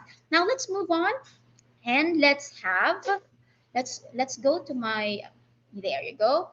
I will be flashing again my PowerPoint presentation, then we will go back. So after our discussion on how Grammarly works in a Microsoft Word account, or yeah, Microsoft Word application, sorry for that. Now let's have, ah, there might be, if you will be opening your Microsoft Word application for the first time, you might have this pop-up window. Continue to Grammarly, just click on that, and then you have this permission. Always allow Grammarly to open links at this type in the associated app. Just click Open Grammarly because for more comprehensive, for more intensive explanation, or if you don't click Open Grammarly, it won't publish the reports on the right side of the screen. So if you would having that prompt in your window or in your desktop, laptop, you should allow Grammarly to open links so that you can have the reports on the right side of the screen. Or else if you just cancel it, you won't have the reports on the right side of the screen that I presented to you a while ago. Okay, let's continue. Okay, success. Now that's for Grammarly on Microsoft Word. Let's have Grammarly on Google Docs. Like what I said, you have two options to make a Word document. You can either use your Microsoft Word application or your Google Docs. So if it's your first time to install Grammarly, you will have this pop up in your Google Docs. Grammarly is now beta testing on Google Docs, so it's not yet uh, fully published as an extension for Google Docs. But we can try Google Docs or Grammarly in Google Docs, and that also works like in the Microsoft Word. Let's see. There you go. So if I have the statement I sees outsiders in the house, we know that the pronoun I always take. The pronoun I always takes the plural form of the verb. So the underlined word here is incorrect. Instead of sees, it should be see. Okay. So you are informed in two ways. First, the incorrect word or the incorrect words will be underlined in red. And also you are notified here by the number of your mistakes as seen by Grammarly. Okay, but I believe here that that the that because it's still beta testing on Google Docs, the reports are simpler compared to the reports that will be given to you if you will be using a Microsoft Word application. Now, Grammarly on Gmail. So since we are making our communication virtually and we are writing a lot about documents in Microsoft Word and Google Docs, a good news for us is that Grammarly does not only work for Microsoft Word, but also work for Google Docs and Gmail. Okay, so I always use Gmail. I cannot recall a day in my life, actually, when I became a teacher in the public schools, I always use my email, preferably my Gmail. And when we are making correspondence in our email, we need to make sure, like what Sir Ariel said a while ago, that we have to make sure that our email is, or our mail message is correct, grammar free, or grammar mistake free. Why? Because it's a way to present yourself that you really took time to make sure that the correspondence or the email that you will be sending has no mistake. It brings, or it provides, a good impression to you. And then also, it's a kind of showing respect to the reader of the email, because uh, you sent him or her written correspondence, or a written email. Okay, so let's see how Grammarly works on Gmail. So you can see here, that's my signature line for my email. So I didn't really show my entire Gmail for privacy reasons. So as you can see here, on the rightmost, pero sa baba, you can see here two icons. One, a smiley emoticon, and the other is the green circle. The green circle is the Grammarly app. Both of them are for Grammarly app, but the green is for the correctness and clarity, and the emoticon would be how you sound to your reader. That's nice, right? That we're getting a report how we are perceived by the reader of our message. Okay, let's see. So most of you, I know, would be writing, or I am also guilty of writing my email like this before. So I would read, "Hello, I am very much interested in taking the certification course posted in the website. I would like to know if I can just go to your office or inform you of what day I will be going there. Thank you." Okay, so you can see there that it sounds friendly, it's courteous, because the one sending this message has the word "thank you." But do you know that this message, if it's going to be an email, it has incorrect, or it has mistakes that should be dealt with the one writing it. So let me present to you the mistakes, okay, of this email message, or of this message. First, it's informal. Okay, it's as if the writer is talking to a friend. Remember, the one who wrote this is asking about a certification course. So if it's a certification course you're talking with, or the message, the email will be sent to a professional.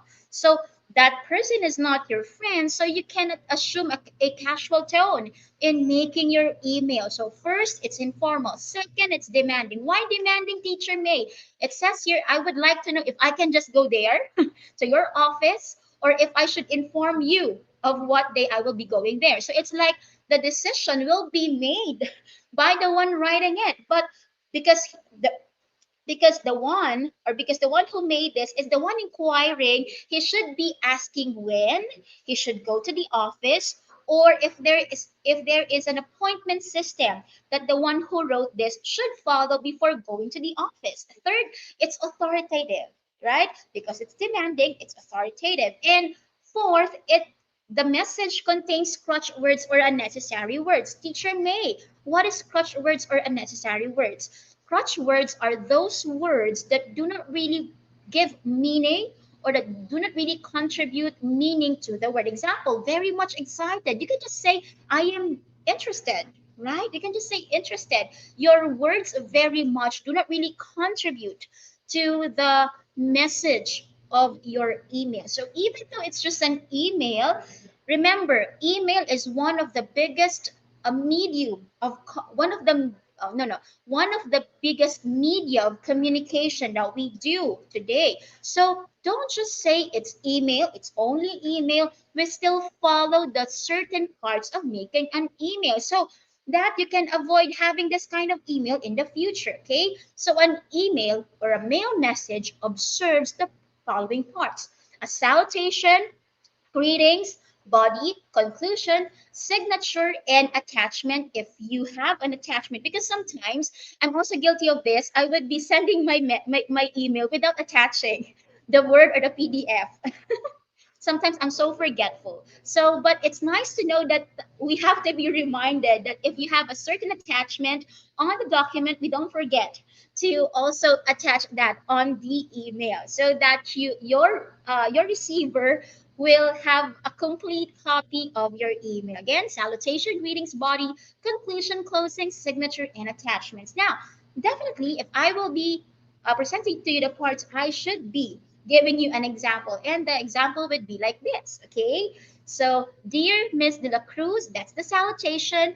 I hope this email finds you well. That's the greetings. But for some, they would skip the greetings because you have already given the salutation. But we Filipinos are so respectful. We want to greet and also friendly. Aside from giving a salutation, we want to greet whoever will be reading our email. So, dear Ms. De La Cruz, I hope this email finds you well. This is Maria May and Sevilla from SDO Navotas. If it's your first time to talk to a professional or to someone you do not really know, always introduce yourself. Okay, so don't just say hello. You are not a friend, and you cannot assume that a person who will be receiving your email knows you. So it's courtesy to introduce yourself. This is Maria Mian Sevilla from SDO Navotas. I didn't say I like, okay? I would like to have a more courteous tone. I would like to express my interest in enrolling in the certification course posted in the university's website, okay?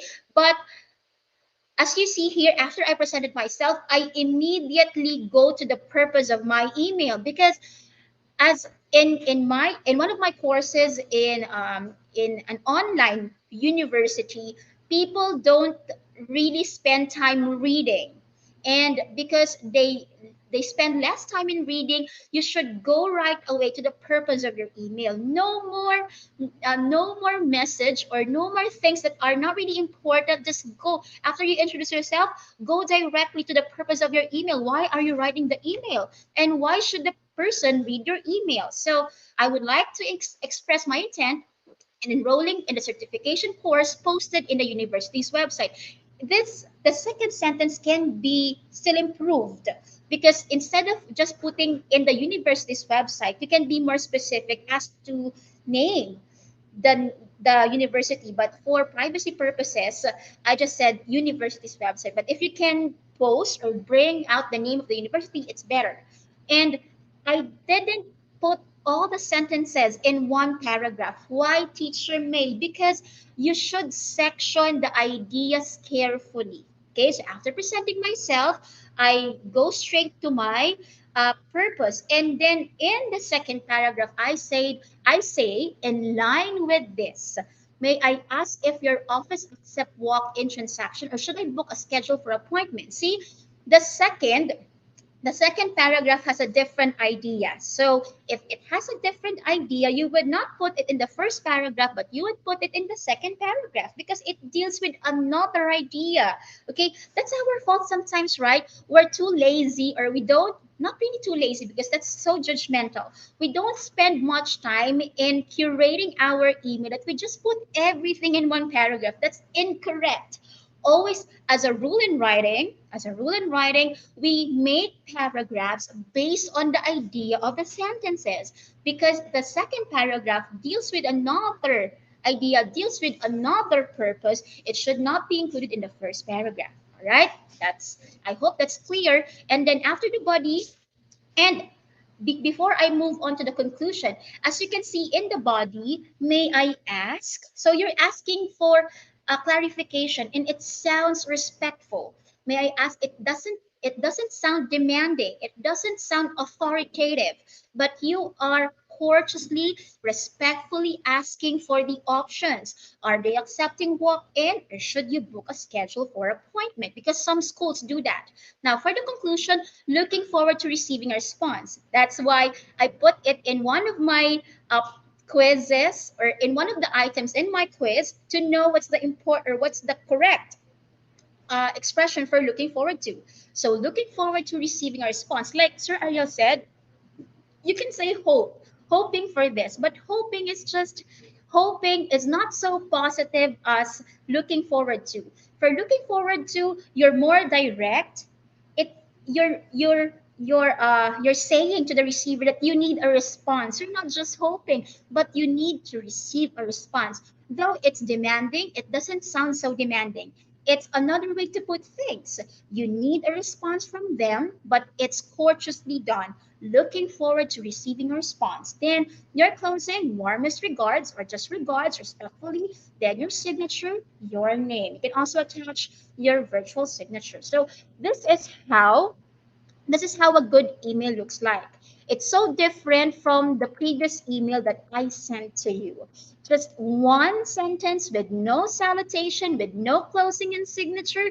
It's so lazily done. And you're not also setting a good impression to whoever will be reading your email. And because everything is done virtually, we are in distance, we are observing social distancing. Why not set also a good impression even though you're not transacting face to face, right? So mind also how you write your email. So I hope you can take a screenshot. So you can also take a screenshot of this. So you will be reminded of how your email should look like. Okay? One, two, three. Okay, so I hope you took a screenshot already. Now let's talk about, oh, I cannot proceed to my second deck. Oh, this is it. Okay, so I will be showing to you how Grammarly is used in Gmail. So I have here, dear ABX, hello. I sent you an email and you does not reply to it yet. Please reply to me as soon as possible. You see, it's authoritative, it's demanding. That's not the impression that we want to set to whoever will be reading this email. So you can see that again, the mistakes are highlighted in red. So you can just do notification systems. You can click the underlined word because that's a mistake, or you can click the icons here that you can see on the right most part. Wait. Sa gilid.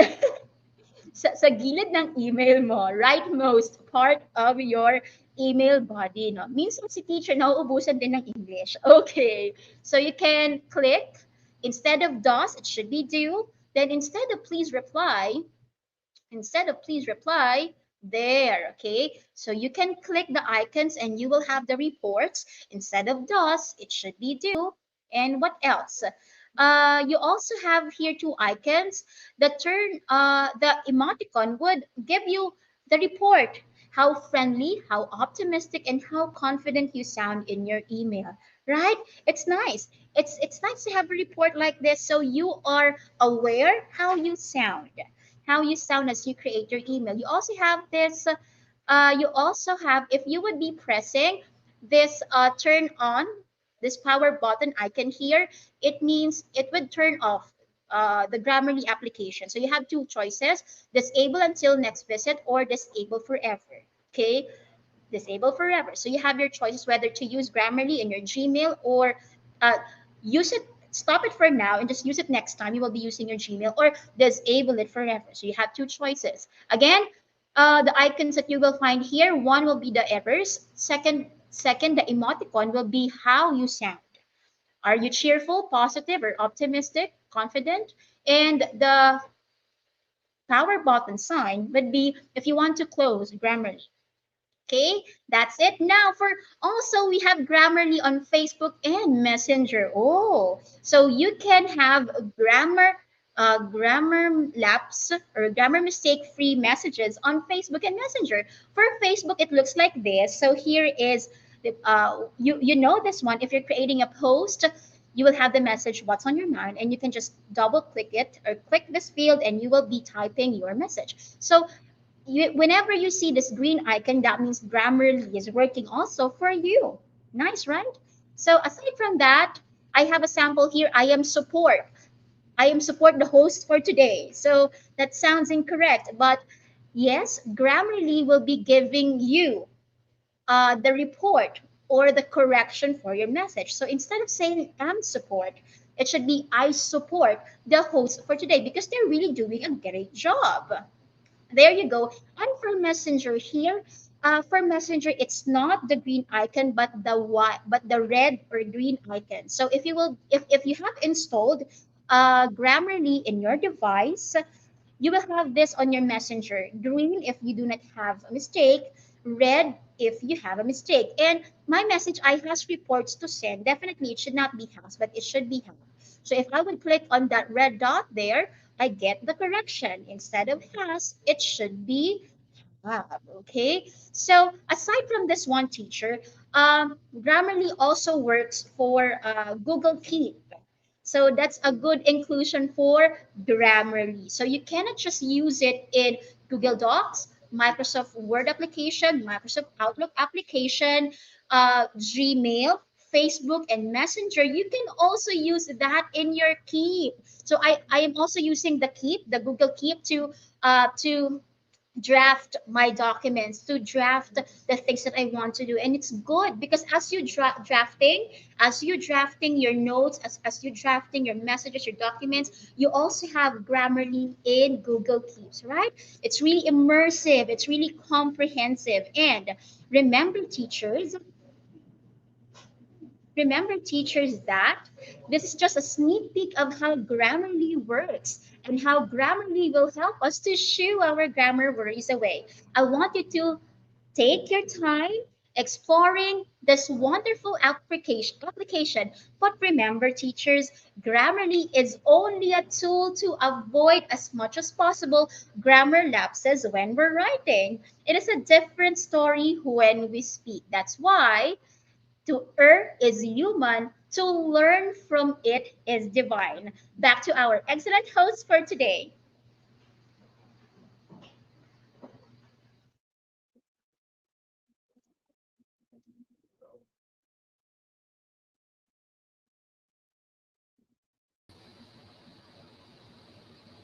Thank you so much, Ma'am May. Wow, medyo dumugo ang ilong ko doon. Yes, Sir. tumugo ang ilong natin, but at the same time, marami tayong natutunan na ito kasi ang kagandahan ng technology ngayon na Teacher Pao. Hindi na tayo nag-iisa. Meron tayong access to this, such for example, ng Grammarly where we can, kung meron man tayong problema, parang duda ako dito sa grammar ko, we can just simply check Grammarly at gagabayan ka nito. Right? Yeah, so we have to take advantage of these types of things, no? Grammarly, it will be very, very helpful to our teachers to double check their grammar, their spelling, no? So teachers, take note of what Miss May said earlier, no? Yung mga diniscuss na kanina. Siguradong magagamit nyo itong application na to. Tama. So, try na, no? Subukan na po natin. And at this point, we would like to thank again, we have around 160,000 followers na kayo nakatutok sa atin. Viewers dito sa ating VINSET 2.0, and that's through our Facebook and YouTube channel and of course social media platforms. Yeah, so a reminder again to our dear teachers, if you want to post something on Facebook, Instagram, Twitter, don't forget to use the hashtag VINSET2Day1. Yes, muli binabating si Teacher Mayan. Congratulations, thank you so much. Mabuhay ang SDO na botas. At ngayon naman po, muli babalikan lang ulit natin.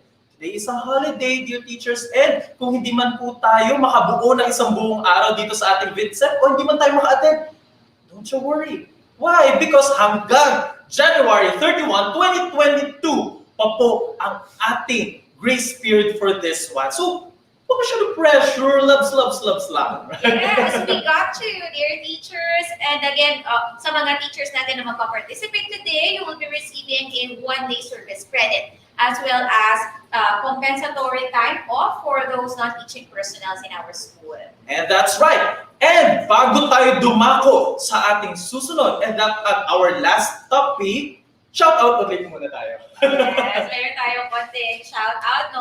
Unang-una na dyan, ang Caloocan High School. Hello kay Dr. Juanito Victoria, kanilang principal, and Father Wardin Moyo.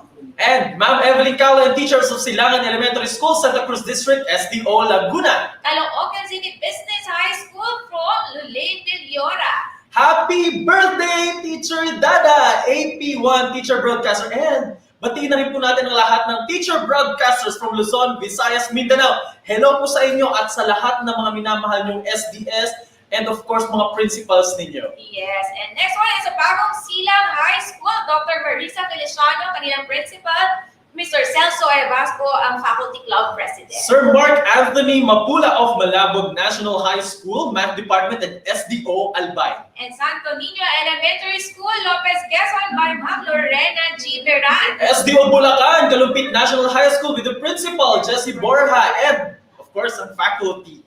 Yes, the next one is Liliw Central Elementary School, faculty, and Ma'am Jennifer Saladino, SPED teacher of Rizal Elementary School. Marangal National High School, SDO City of San Jose del Monte, Bulacan, SDS, Ma'am Merlina P. Cruz, Principal Rogelio G. Siso. At Father From Maricon, Samin of Science Department. Indang National High School, Junior High School and Senior High School teachers, Indang ICT Coordinator Family. Ma'am Hannah Gale of Arnedo Elementary School, headed by Ma'am Rosemary Tabajeros. And Patag. Ayan, binabati ko po pala, Ma'am Rosemary Tabajeros. Happy birthday po. Baka makaabot po ang lumpia dito. And Patar Elementary School by Karina Suarez and also Sir Mark Angel Moreno.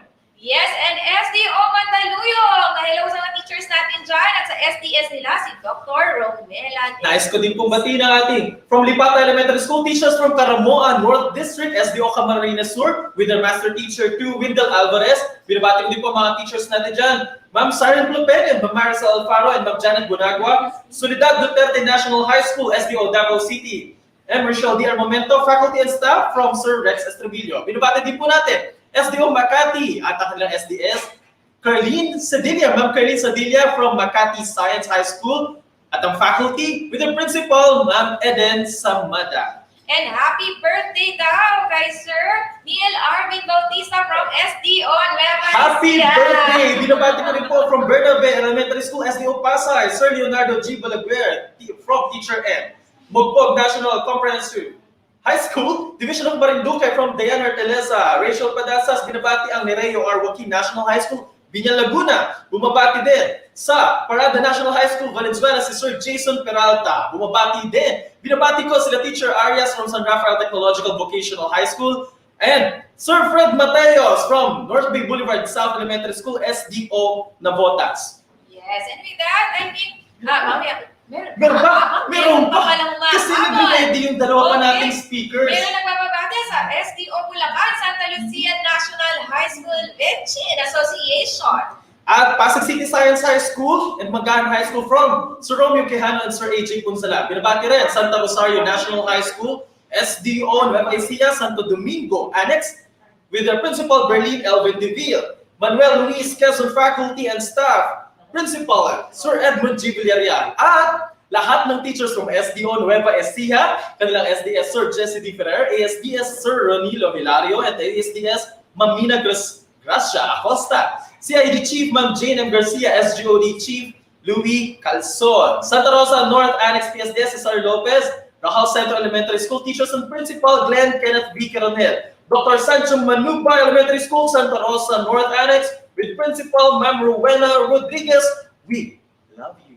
Yan. Yes, and with that, I think we're ready to move on to our last topic of the day, sir. Day 1 ito. Pero, meron pa tayo isang interesting na pag-uusapan. We will end this one with a very interesting talk about the creative utilization of Canva for students' performance tasks. Oh, dati teachers, we use that one for PowerPoint presentations. Ngayon naman, turuan namin kayo kung paano naman natin linangin ang ating mga kabataan sa paggamit ng Canva. This will be discussed by two very special guests from Canva Philippines. Sino yung isa? The first speaker from Canva Philippines is the community manager of Canva for Filipino teachers. Canva's online community of over 28,000 K-12 educators in the Philippines. As part of the PH Social Content and Community team, he empowers Pinoy teachers by keeping them supported and engaged as they discover Canva as an educational tool for their classrooms. Outside of Canva, we can find him creating video tutorials and reviews on his YouTube channel, Chris De Vera TV. So, our first speaker is none other than Mr. Chris De Vera. At sasamahan siya ng isa pa nating binibini from Canva Philippines. She is one of EdTech specialists and the project lead of DepEd Commons, also an inspired writer. She founded the Junior Chamber International Bawang Fruit Basket. This is a non-government organization to extend help not only among children, but also to you, dear teachers. With her determination and perseverance, she organized various free training, workshops, and seminars, and served as the chairperson of the concluded free international multidisciplinary webinar for teachers. She continues the epitome of self-service that will provide quality education to Filipino children and educators. Once again, everyone, please welcome Ms. Evelyn B. Marquez and Mr. Chris De Vera. All right, so thank you so much to our dearest, amazingly effervescent and charmingly whole brilliant host, Miss Pau and Mr. Avencha. All right, good afternoon, fellow educators from Luzon, Visayas, and Mindanao, and to the whole world. This will be the last session for today's VINSET 2.0. I'm April P. Marquez, and I'll just be sharing with you just some inputs on the creative utilization of Canva for students' performance tests. But wait, what makes this exciting is that we will be having a guest. Actually, he's truly the speaker for this session who will discuss comprehensively from Canva, Philippines, none other than Sir Chris De Vera. Hi, Sir Chris. Good afternoon. Hi, Miss April. Good afternoon. Hi to everyone watching. All right, I think everyone is exciting and waiting for the session. So shall I say, I just give you the session? Sure. Thank you. All I'll right, start. so get away. Hello, everyone. Good afternoon. So yes, my name is Chris De Vera. I'm the community manager at Canva. I handle the Canva for Filipino Teachers online community. Hopefully, most of you watching today are members already. Okay, so I have some slides here prepared. Everything you'll see here today are prepared using Canva. Miss Aprilline, can we flash my slides? There we go, thank you. So yes, we'll talk about the creative utilization of Canva for students' performance tasks. So I know most of us who use Canva, maybe we use it for posters, presentations, or I've seen recently sa mga virtual graduation ceremonies. Very patok yung Canva. So thank you for using Canva. But some of you might not know that we can also use it for the students. They can use it for their output and for even group works, which I will talk about later. So before I start, just to warm us up. So again, my name is Chris, and I just want to keep this webinar interactive. I see most of you commenting already where you are from. So I'll ask another question. Just to keep it fun. So what did you have for breakfast today? I want to see kung may mga unique na breakfast kayo today. So ako, I had oatmeal with some fruits. So medyo healthy lang today. Something very filling, just so that I wouldn't get hungry during this webinar. Any other? Okay, coffee, egg, bread, suman. Oh, I love suman. Okay. So yun, and I'm presenting right now from Cainta, that's in Rizal. It's very near Pasig, and I see that our viewers are really all over the Philippines. Garden Sagad, nainggit ako sa Garden Sagad. Dragon fruit, okay. Hello, I think I see some members here from our community, so I'll talk about the community later.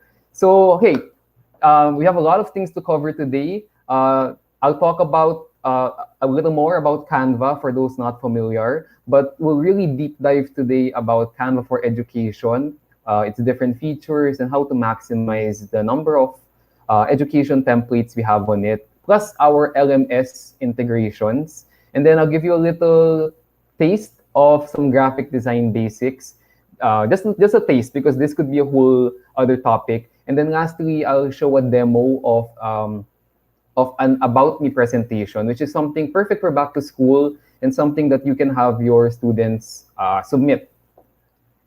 So let's start with a quick introduction to Canva. Can I ask in the comments, who are familiar with Canva, who are using Canva already? I think most of you are. If you are, type number 1. And then for those who've never used Canva, have never made anything in Canva yet, type 0 in the comments. So I just want to get a gauge of how familiar are you with Canva? How much do you know it? Lots of ones, okay. Lots of ones, I think I haven't seen a 0 yet. Okay, very few zeros, so that's very good. Thank you. I'm glad many of you are using Canva. But no worries, yung mga nag-answer ng 0, that's good as well because that means you will learn a lot today. So I'll try to keep it both basic for today, but also try to sprinkle in some more advanced features for those who are already using Canva.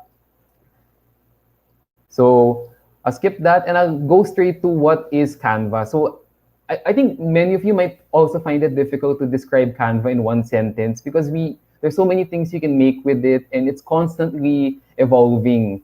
So simply put, Canva is an online design tool that enables you to easily create beautiful and engaging designs with thousands of templates to choose from. So I think that templates, parang yun yung unique sa Canva. You can create designs, but you don't have to make them from scratch. You already have templates that you can easily customize to your liking. Para siyang Pinterest board minsan, di ba? Parang you can get inspiration, you can see some color palettes, or sige, ganitong design gusto ko, pero yung laman, I will change it. Does anyone else use Canva in that way? Parang Pinterest board, inspiration board, mood board? I think, yes, I see some. You use it that way as well. And it's good to understand how did Canva come about. So let's talk about the usual way that good design is made. And it's very complex. So for those here who handle the school, yung mga Facebook page ng school nyo or other social media pages, you know how difficult it can be to make mga posters, mga infographics, mga announcement posts. So oftentimes it would start with purchasing software, mga licenses. And then you might need to have studied design, watched some tutorials on YouTube, and you would need to purchase or download mga photos. If it's free photos from Google, madalas hindi siya high quality or may mga watermarks, and it's very hard din to find videos. And then fonts. So if you want mga fancy fonts, you have to find some place pa to download them, figure out how to install them, and so on. So you have to purchase layouts, slice the image, remove the background, and then you want to send it out via email, you want to upload it as a PDF, and then lastly, you want to share it online, or you want to print it. So you see the entire process, mahaba siya, and it can be very complicated, especially for teachers. Obviously, this is not our specialty. Our main job is to teach. So Canva comes very handy because we made it simple and integrated. This way, all of those steps you can do without leaving Canva. You don't have to purchase any software. You don't have to download any images or fonts. And you can easily export everything straight from Canva to your social media platforms, or you can even just share a link. So I'll talk more later about how you can export things and share things. But as you can see, parang Canva na yung one-stop shop for everything design. So for those who don't have Canva yet, how can you use it? So you can use it straight from your browser. So Google Chrome or Mozilla Firefox, Microsoft Edge. You can use it in your browser. But it's a phone, you can use it on your browser. That's canva.com. But for phones and tablets, we would recommend that you install na lang the app. So that's available for both iOS, mga Apple devices, and Android. So just search Canva and then download the first one that you see. And okay, I'm just looking at the comments every now and then. And once you go on Canva, you'll see this on the home page, and you'll see it's very creative, very colorful, and automatically you'll see different types of designs you can start with. So yung mga poster, parang naka 8.5 by 11 inches na siya. Yung presentation, naka 16 by 9. So you don't have to worry about the dimensions or the sizes. Nandyan na siya. Or mga Instagram post, edi naka 1 by 1 square size na siya. So yun, very convenient. And at Canva, our main goal is to empower the world to design. So we want everyone to be able to design no matter who you are, no matter your skill set. And more than that, we also want to empower every classroom to design. So yung mga schools education is very, very close to our heart. And that's why it's connected to our 6 values. So as a company, we have these 6 values, all about being good and all about making things simple. And we want to invest in, or we are investing in education because we want to be a force for good. And I think with the pandemic, with the era of remote teaching, remote learning, this couldn't have come at a better time because you all know this already, but it's parang all of us teachers and school admin, we've had to play even more roles. We've had to quickly adapt to the changing times and have to learn so all these different types of software, all these different designs that we did not have to worry about before.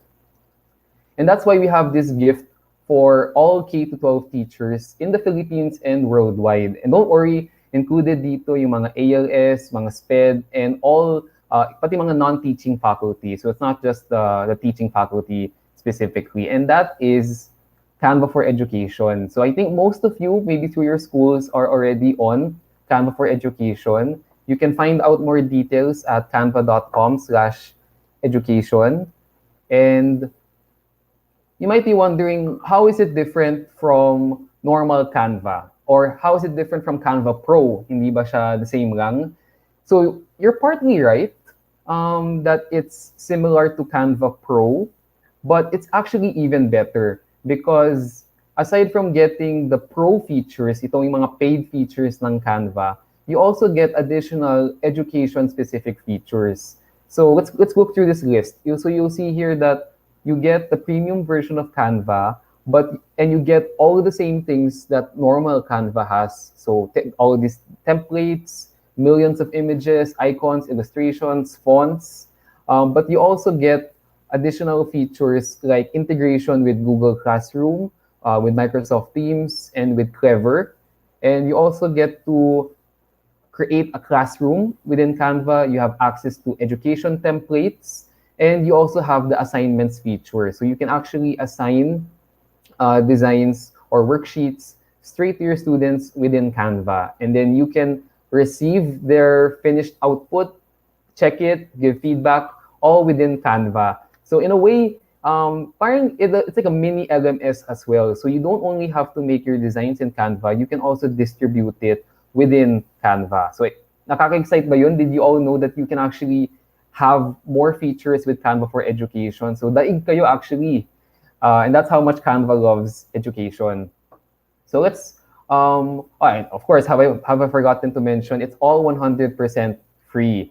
So if you don't have yet Canva for Education, don't worry, I will share with you how to sign up. So basta K-12 teacher, pati mga homeschool teachers, eligible kayo. And very important as well is that we are COPPA, I'll just spell it out, and FERPA compliant. So this just means that everything that you see on Canva for Education is safe for kids. Mga photos, mga designs, they're all safe for kids. So how do you get set up? So there are 2 ways to access this forever premium version of Canva for Education. So if you have your, here, you can feel free to screenshot this. If you have your Edu email account, so mga DepEd Edu or any school.edu account, then you can just go to canva.com/edu-sign-up or scan the QR code flashed on the screen. And don't worry, those that have other email accounts that don't have an Edu account, you can also sign up. So you can scan this code instead or go to bit.ly/canvaph-edu. So it's a similar process, and you will be asked for some requirements lang, so some documentation to show that you are a K-12 teacher. Yun. So feel free to sign up after this webinar if you haven't yet.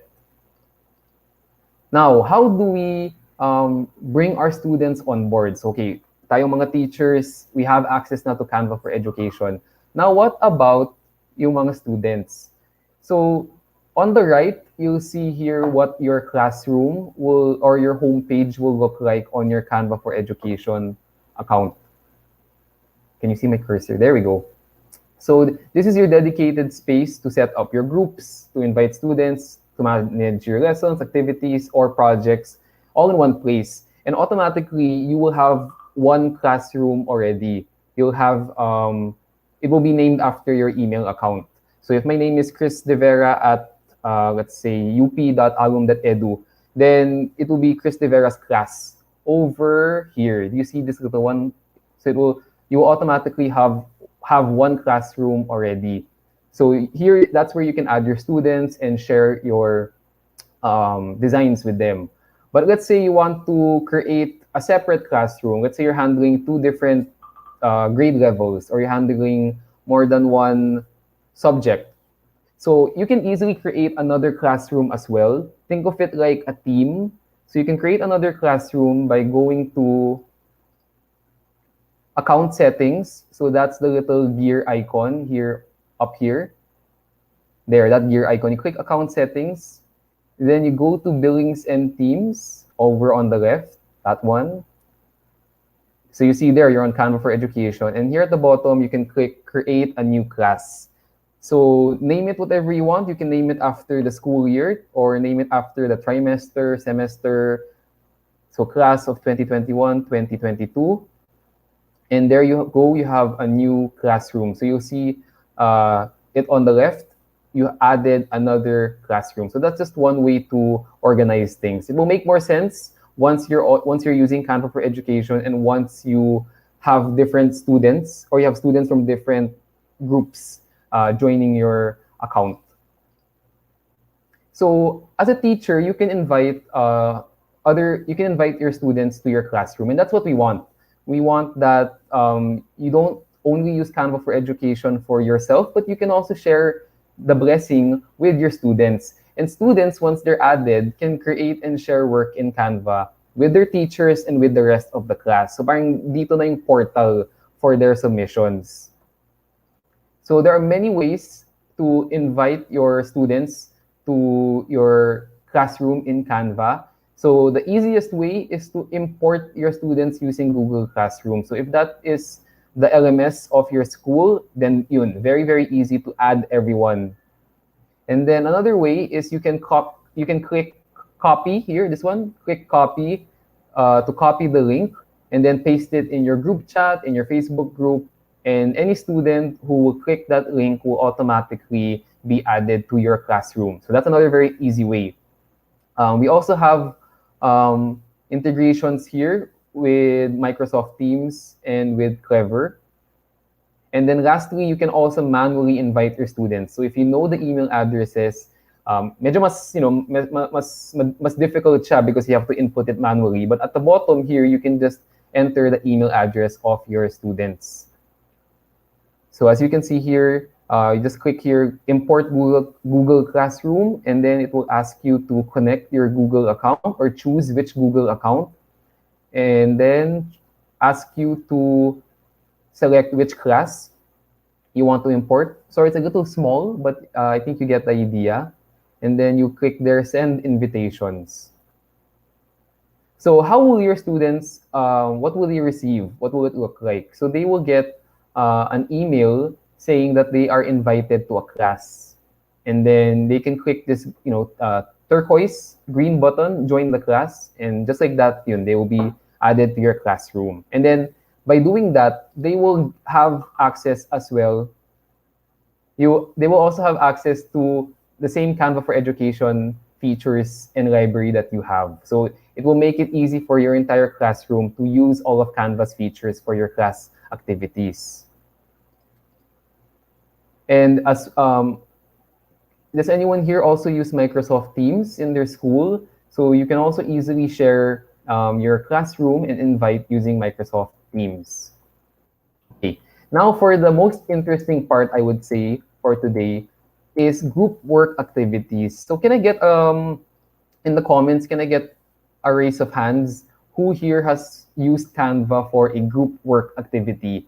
Meaning multiple students of yours were collaborating and editing the same design at the same time. So you'll see elements moving, and you'll see parang this could be for a brainstorm activity or for even a birthday card. Have you ever tried that? Like different users editing at the same time? Okay, so I'm just checking the comments. So I think not so much yet. Maybe some of you haven't explored this option yet, but trust me, once you see it, you will want to try it.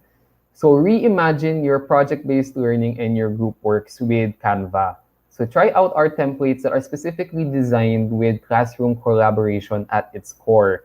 So now you can create, collaborate, brainstorm, note, and you can do presentation learnings together while not together. So together remotely. And you can see here, if you type in group work in Canva, you have many templates that you can start with. So these are like brainstorm templates. So you can easily, it's like a big blackboard or whiteboard or chalkboard for everyone that can write on it at the same time. So it's very fun. Your students would need internet connection for this, but for those who have internet, then it's a very nice way to keep your class engaged, especially for mga synchronous classes. So how do you do this? So choose an activity. So again, type in group work. You can also type in other things like brainstorm or group poster design or all about me, you can see here. So just type in Canva and then select your favorite template that you see and create the activity brief. So it says here, how can we reduce, let's say, how can we reduce our trash every week? That's the question. So you'll see here different sections. On the left, you have your facts. On the second, you have feelings and then benefits, ideas. So it's up to you how you want to create it, or you can put your pros and cons. You can split up your class into 2 groups. And then I'll show you later, but from this design, they can all input their ideas at the same time, all on this same page. Yes, kaya ng Canva i-support yung multiple users editing at the same time. So the third step after you've given your activity brief is to share your design, your group activity with your students as a link or as an assignment. So you can click the share button on top and then copy the link. At the bottom, you see copy link. Or if you've added your students to your classroom, then you can just type in your student's email or the name of your classroom. So here in the little search box, let me wait for it. Here in the little search box, you can also type in the name of your classroom. And then that will send this entire group work design to your entire classroom. And then they can start editing. So just to talk a little bit more about sharing in Canva. So there are many ways that you can share a design in Canva. The first way, so if you click this drop-down button, so let's say you click here, you click share, and then you'll see here at the bottom, there's this little drop-down option. So if I click it, you'll see 3 options. The first is share a link to view. So you would do this if you want to share your presentation for others to view, but not edit. So you don't want them to mess around with it. But the second option is share a link to edit, the one you see on screen. So this way, you can share it with, let's say, your co-faculty, who you want to edit or add slides to. So let's say you can use this for a group work. Let's say you have a class activity, and then each group is supposed to make a presentation. So they can share the link amongst themselves so that they can all add slides to the presentation. They're all working on one document that they're editing together. And then the last way, the third way, which is the most unique, is to share a link as a template.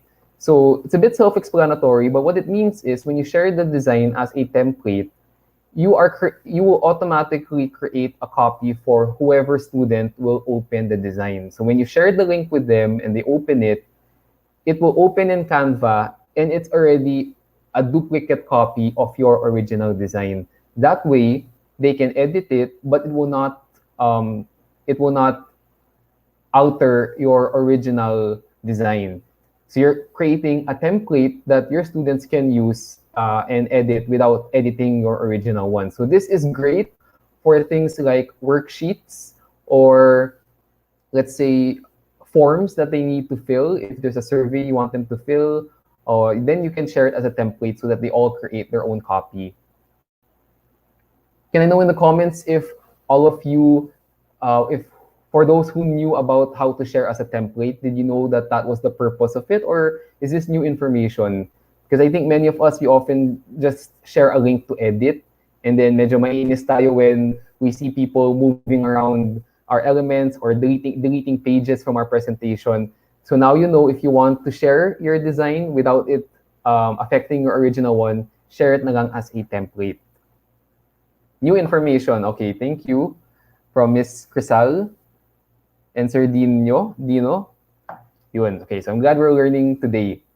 So going back to the group work, so step 4, your students can form groups, can assign roles, or can even sign a group contract to prepare for the activity. So yung konting pakulo lang yan, but your students can maybe type their names at the bottom, all at the same time, just to show, okay, I agree to this, or this was submitted by, and then put the names of your students.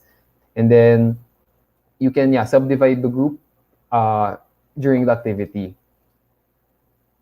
And lastly, students will be collaborating in real time to complete the project. So you'll see here on the screen that you have multiple elements moving around with multiple users. So it's similar to that other platform where you can edit a document at the same time. So here it's like that. You're editing at the same time. You can even chat while you're editing. You can add comments. So your students, in a way, it's very special because they get to, this is a way for them to interact with each other, and they can see in real time what everyone is doing. I'm looking at the comments right now. Okay, I think some of you are amazed. So yes, that's the benefit of Canva being online. So because you don't need to download anything, you can use it in your browser. Para na rin siyang online game na, you can interact with other people. You can all design at the same time.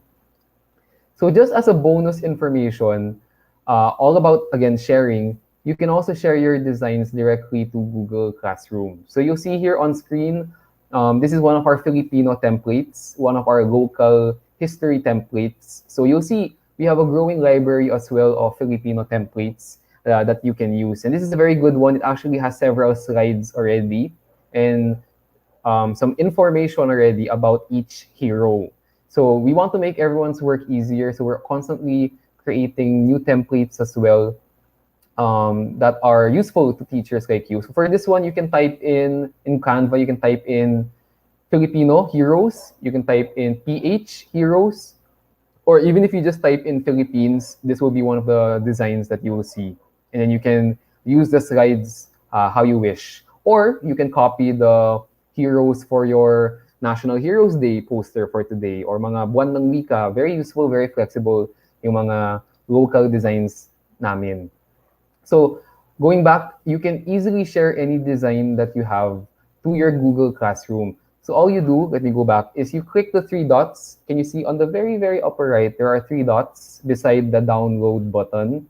Then when you click that, you will see a big menu of different places that you can export or share your design to. So one of them is Google Classroom. And once you click it, it will just prompt you to connect your Google Classroom, to choose which Google account to share your design with. So are there teachers here who use Google Classroom in your school? Can you mention the school name if you use Google Classroom? So yun, very easy. You don't anymore need to download your presentation as an MP4 or as a PDF and then upload it pa to Google Classroom. Here you can share it na directly. Okay, I'm just looking at the comments. Okay, yes. Okay. Thank you. The comments are going by so fast, that's why it's hard for me to read them. But thank you. I see a comment here that the problem is often the internet connection. So we're working on that. But this at least these collaboration features, you can use them when your students have internet. If not, then you can always export your designs as a PDF, or you can even print them out to for your other learners. Now let's talk about how you can find more of these lesson and activity templates. So we have over 60,000 high quality educational templates that you can customize. And sometimes it can get difficult to find them because there are just so many. So let me feature some right now. You might want to take screenshots, or essentially everything that you see on screen, you can just type in those words. So you could simply type in education presentations to find all of our, sorry, very simple, to find all of our education presentations. So these are all of our 16 by 9 mga landscape na pang slideshow, pang presentation. You can also type in lesson plans. So you see here, very colorful, very fun, blank lesson plans that you can use. You can print them out if you want to handwrite on them, or you can also just edit directly in Canva. So it becomes like your digital journal, your digital lesson plan. Or if you want, you can, after editing it online, you can share it with your supervisor or share it with your co-faculty, so for them to check, for them to give feedback, all online. Another one are worksheets. So we have many worksheets for different subjects like math and science that you can use. So this is where sharing as a template will come very handy. You can share this with your class. They will create a copy. They'll put their answers in, put their shapes in, and then they can share it back to you. They can share their own copy back to you. Okay. Sorry, whenever I'm not talking, it means I'm reading some of the comics. Reading some of the comments. I said comics because we also have some comic strips later that I'll talk about. We also have virtual classroom kits. So these are like a whole set that come with Zoom backgrounds, Google Classroom headers, and they all follow a design already. So we actually have some that are Care Bears inspired. So if you want to really decorate your classroom before the school year starts, give your students, a friendly welcome, you can use our classroom kits to really design your virtual classroom. You can also add Bitmoji. So if you can see here on the bottom right, see cartoon teacher, that's a Bitmoji that was made directly in Canva. So I think many of you love Bitmoji. I see it used a lot in my community. And of course, it's very cute, it's very nice. So in Canva, I won't demo it now, but on Canva in the left side, on the left side toolbar, if you scroll to the very bottom, so after you have music, or you have audio, you have videos, you have photos, you have charts. If you go to the very bottom and click the 3 dots, that will go to your More menu, and then you'll find their Bitmoji. And you can click it, connect your account, and create your Bitmoji directly in Canva and add it in all of your designs. Are there any Bitmoji fans here sa chat? Can you let me know? Ano pa yung ibang mga similar kay Bitmoji? Just let me know in the comments if you use Bitmoji. Okay. And then we also have different posters. We have some that are for classroom rules. We also have for mga planets in the solar system. Or here, you can see on the bottom right, Student of the Month. So lots of different posters. You can use it for birthdays, or you can use it to recognize a certain student, or even create announcements if you're handling, let's say, the Facebook page of your school. And then we also have, like, similar to that classroom kit, we have classroom decor kits. So again, lots of fun designs, really cater to kids, really colorful, really vibrant, that you can use to decorate your classroom. And like we said, we have many group work activities. We also have infographics. So these are medyo mas narrow, longer designs. You can edit everything here that you see. If you want to edit, let's say, the leaf, or you want to edit the color of the butterfly, or change the icons altogether but keep the design, you can do that. So at least this gives you a nice layout that you can follow for your infographics. Or you can make it you can make it an assignment for your students for them to create an infographic about what you discussed.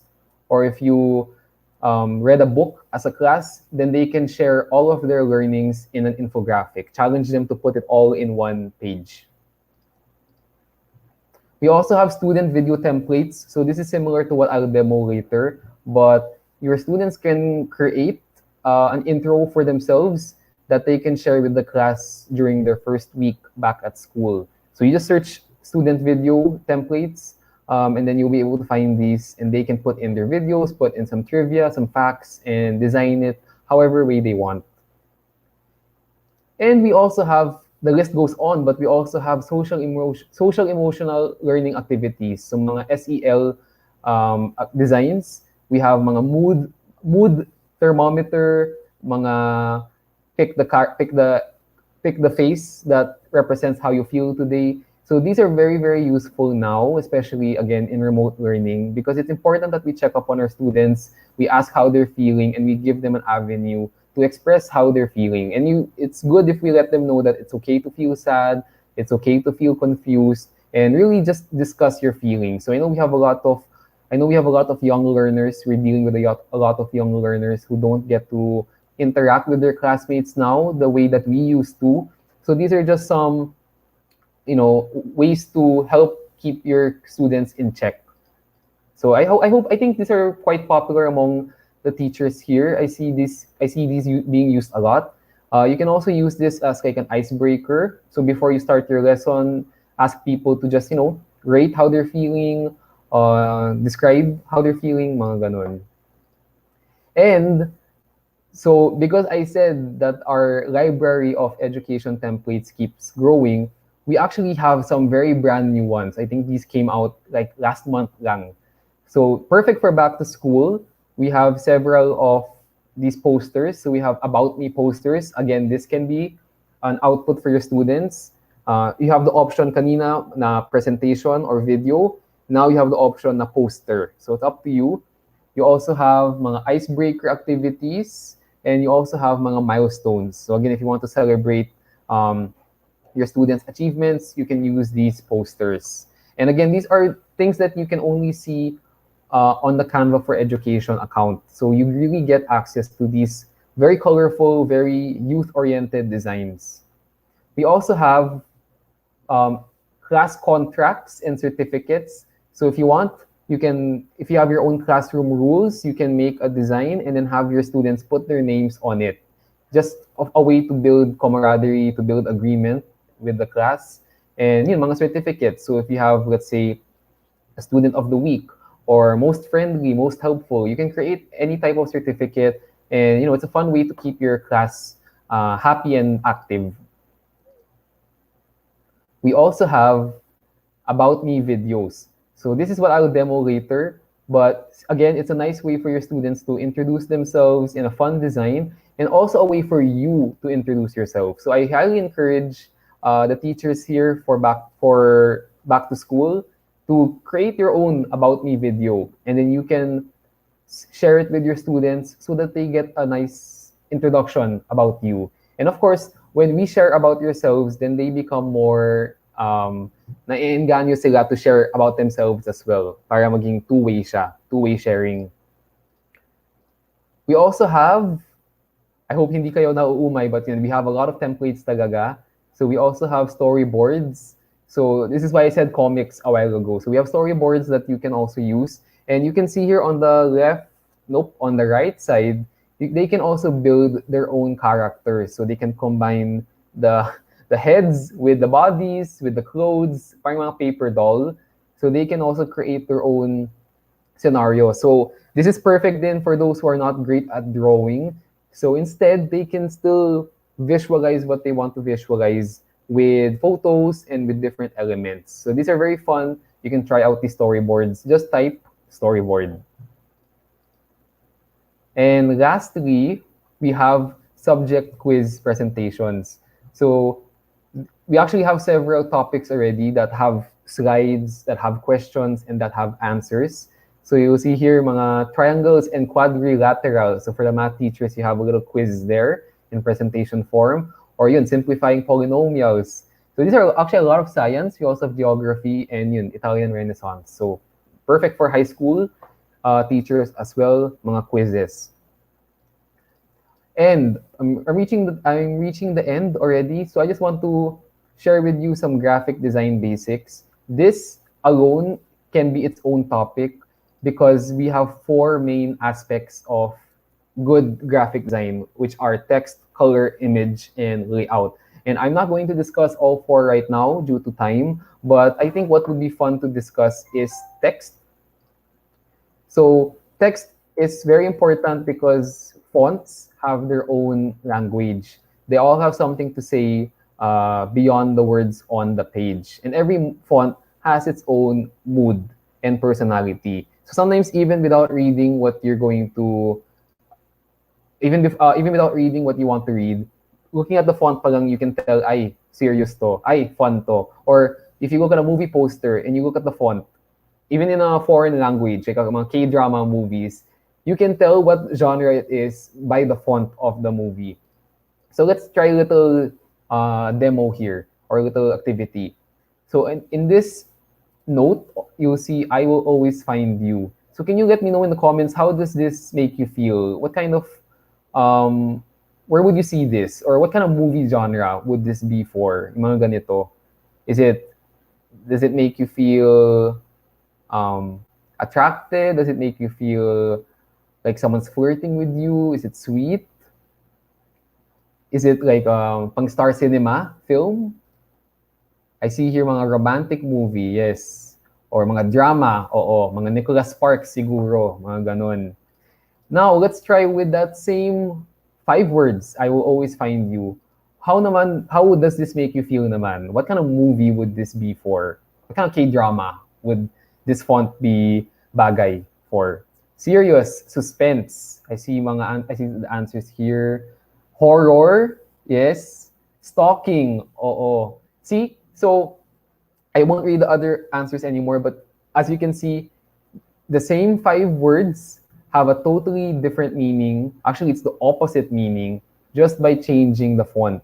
So that's why, when we're creating our presentations, we should match our font to our topic and avoid, like, even if a font is very fun, very one of your favorite fonts, if it doesn't match your topic, it might actually, distract your students more than it helps your presentation. So here's just a little infographic that you can feel free to screenshot, because it's also nice to combine fonts to keep things interesting. So you can combine, here are just some recommendations on fonts that are nice to combine.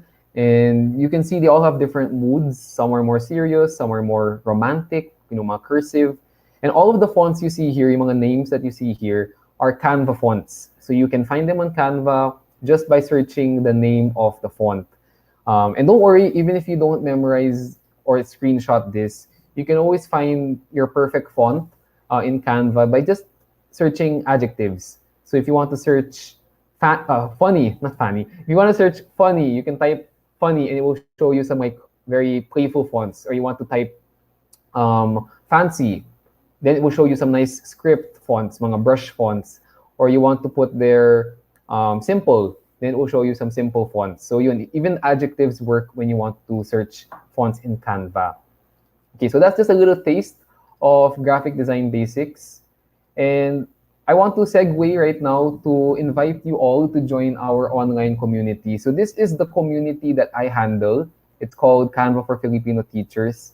In this screenshot, it says 28,000 members, but right now we're at around 32,000 already. So it's a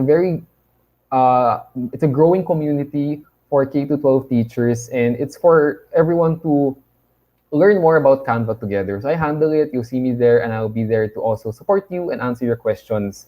So all you do is you go to Facebook and you search Canva for Filipino Teachers, and it will be the first result that you see. So it's a Facebook group, not a Facebook page. So baka malito kayo. So it's a Facebook group. Can I see if there are any members here, any existing members? Can you comment if you are already part of this group? So just what can you see in this group? You can see exclusive announcements. So when we have new features, especially education features, you will see it right here. You'll be the first to know. You will also find tips, tricks, and tutorials. So I often post tips on how to use Canva, some of the more advanced features. And even the other members, yung ibang mga teachers, they love to share their learnings as well when they find a new feature. Minsan sila pa yung unang magdi-discover ng bagong feature. We also have Canva challenges, which are our contests. So, we'll give you a little task to design, and then we'll pick our favorite ones, and you will get exclusive Canva merchandise. So if you've seen teachers with like Canva shirts or Canva notebooks, now you know how they get it from our Canva challenges. And overall, we have a very friendly and collaborative community. So we're all teachers in this group. So if you want to share your designs, you want to ask how to design a graduation ceremony, you have a community here that's very willing to help. And we also have fun activities like recognition rights, where we try to acknowledge the most active members, and of course, give you some Canva merch, some Canva swag to reward you. So this is for those who are interested. This is free to join. This is really just a Facebook group that you just search, click join, and then I will accept your request. And we also have exclusive webinars here in the group. So kung nabitin kayo sa topic ko today, we have monthly webinars exclusively in the Facebook group about all types of topics related to education. So again, that's on Facebook. Just search Canva for Filipino teachers. And we also have 2 other communities here in the Philippines, official Canva communities. For those who are mga negosyante, those who started a small business or medium-sized business, you can join Canva for Negosyo. And it's everything that I said as well: announcements, webinars, Canva challenges, and a supportive community. So dun we feature our business templates and other cool features. And we also have Canva for freelancers. So if there are any aspiring graphic designers or mga nagsa-sideline as a graphic designer or illustrator, or just wanting to use Canva for those types of things, you can also join Canva for freelancers. So just type in any of these names in Facebook and you'll see the group right away. And of course, we're on Facebook, that's Canva, just search Canva, and on Twitter and on Instagram as Canva_PH. And we would love it if you use the hashtag CanvaLove whenever you post about Canva. If you've seen in the comments, we have Mitch from Canva replying to your comments. So she will also, find your CanvaLove posts. Okay, so now, Miss April, please let me know how many more minutes I have, but I want to demo an About Me presentation, which is what you can use for your students' output, especially for back to school. So let me just share my browser. Actually, it's getting a little dark here. Medyo makulimlim na. So, 1 second here. Miss Aprilline, if you could flash my other window. Okay. So, feel free to follow along with me if you'd like, or you can always just watch. So on Canva, just what I did was I typed in back to school. Let me try that again. So type back to school, and then you will see all these different templates. So what I want you to look for is these ones, the mga video. So these are your About Me video templates. So let me try picking this one. So to open it will open your design in a new tab. By the way, everything you see here, you can also use it on your mobile app. So browser or phone or tablet, you can use these features and these templates. So you'll see here on screen, it says here, Canva Video Editor Open Beta. So this is actually, as I told you, Canva is constantly improving, constantly growing. So actually our video, no problem. I'll keep this short. So we actually have improved video editor. So you're going to see this. And I highly suggest you click try it for free. So try out our new video editor. Again, for those who use Canva for mga graduation virtual ceremonies or mga morning assemblies, you will like our new video editor. So you'll see here you have a timeline already that makes it easy to edit. So here you'll see I have how many? 4 pages. You have my cover page, about me, and then my favorites, and what's the last one? Fun facts. So your students and you yourself can fill out this about me intro video. So let's say you have, so here you have a little boy. So of course we want to put our own video. So what you can do is you can click here in uploads, and then you can upload your own media. So if you have your own photo in your downloads folder, you can click upload media and then pick your photo. Or if you want, you can also record yourself right here, right now. So let's try that. So it says here, let me do that one more time so that you can see. Okay, so let me pick my camera. So there you go. So all within Canva, you can already record it. So it's asking me to set up my camera and my mic. You can see your mic. You can test it by looking at the audio waves. And then once it looks good, you think of this as like a little mirror backstage. So once it looks good, you can click start recording. So 3, 2, 1.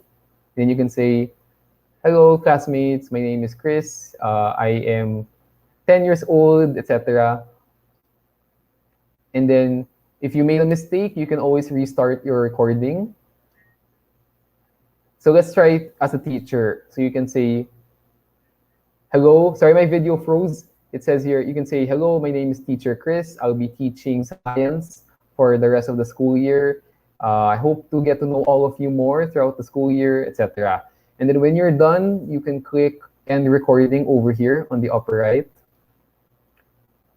You can watch your video. I won't watch it anymore, but you can watch your video first. You can save it and opt to record another video, or you can save it and go back to editing, or you can always discard it, meaning you will just record a new one. So let's say I'm good with this, I don't need to record another one. So I'll click this purple button, save, and back to editing. So now my video is in my design. So that's straight from my webcam. And then you can just, if you wanted to go into this circle, all you have to do is drag it above or on top of your circle. And then you'll see when I release my mouse, my cursor, it automatically snaps into the circle. And then I can play it. You can see, hello. Yeah, medyo nag-lag lang yung video ko because I'm using my webcam for both, for both the webinar and my Canva presentation. But you can easily make your video in Canva and then put it in the shape already. And then let's say here, of course, my name is not Tristan. So hey, my name is, let's say I'm the teacher. You can say my name is Sir Chris. And then maybe let's add another. Okay, so I copied this one. And then I want to put here, nice to meet you. So you can always add whatever you want. You can always change the color. Okay, so this is actually not a circle shape. So I would just remove the circle. So I went to effects, and then I'm just gonna straighten that and put it here. So you can customize this however way you want. You can even, let's say you want to change the color of the leaf, you can change it. So really the template is up to you how you want to customize it. But of course, you can always just leave it alone because it already looks nice if you like it. So here in the second page, we have about me. So you can write a little bit. I'm Chris Tevera. I am from Cainta, Rizal, etc. I have been teaching for 5 years, etc. So you can put that, put your about me, and you can always add more elements if you want. So let's say I love drawing. So I can type in drawing here in the Elements tab and put this little paint palette icon. So I can add that there just so that they have, it's a little more customized to me. So you can always challenge your students to customize their design because obviously they're going to be using similar templates. So the challenge now for them is how do they customize it and make it truly their own. Let's go to the third page, which is my favorites. So it's a little small. Let me zoom in. So I'll click here, this slider at the bottom, and oh, no, here. I will click this one at the bottom to make my canvas larger. Okay, that's too large. Let's try 50%. Okay. So here you can see my favorite food is spaghetti and meatballs. So these are just this is just a template. So you can always change it. You can go into the more tab here on the left. And then let's click photos so that we can search for other photos. So let's say my favorite food is actually my favorite food is pasta. So let's just say something Japanese food. So let's say sushi.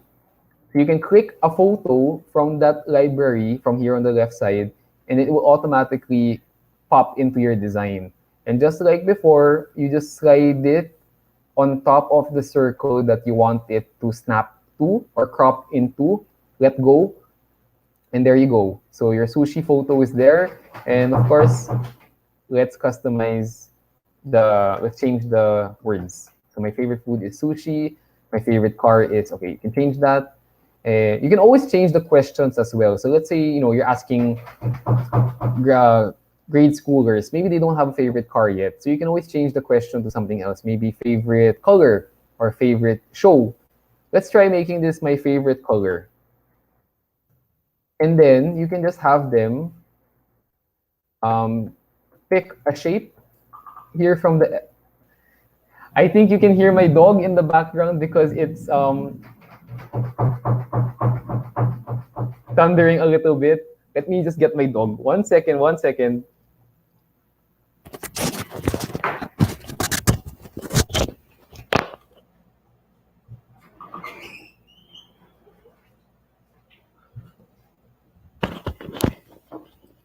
Okay, hello, I am back. Sorry, this is my dog. Any dog owners here, I think you would know how scared they get when it's raining or when there's thunder. So there you go. So you can also just, let's say you want to change the color.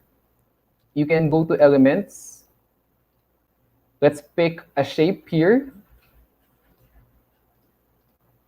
And then you can have your student pick the color. So here, over here on the upper left, pick any color you like.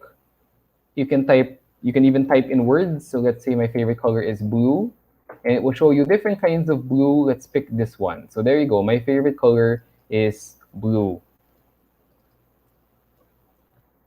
And then when you are done, so let me zoom back out. When you're done with your presentation, you can play it. Let's try playing it from the start. Let me try playing it from the start. You can see, hello, sorry, my video froze. It says here, you can see. There's your video, and there are some transitions already. So everything's moving, everything's fun.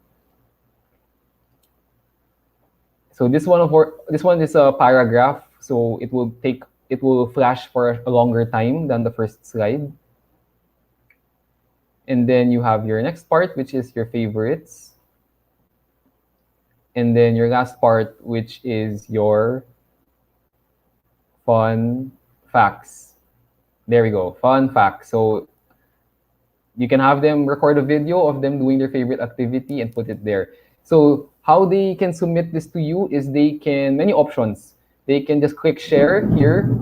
They can click share and then copy the link here, or they can download it as an MP4 video, and automatically just it will select all the pages and then click download, and then you'll see here it's downloading as we speak. And then if you have a Facebook group or group chat, they can submit it there. So there are many options for them to submit their About Me video. So that's one example output of what they can submit.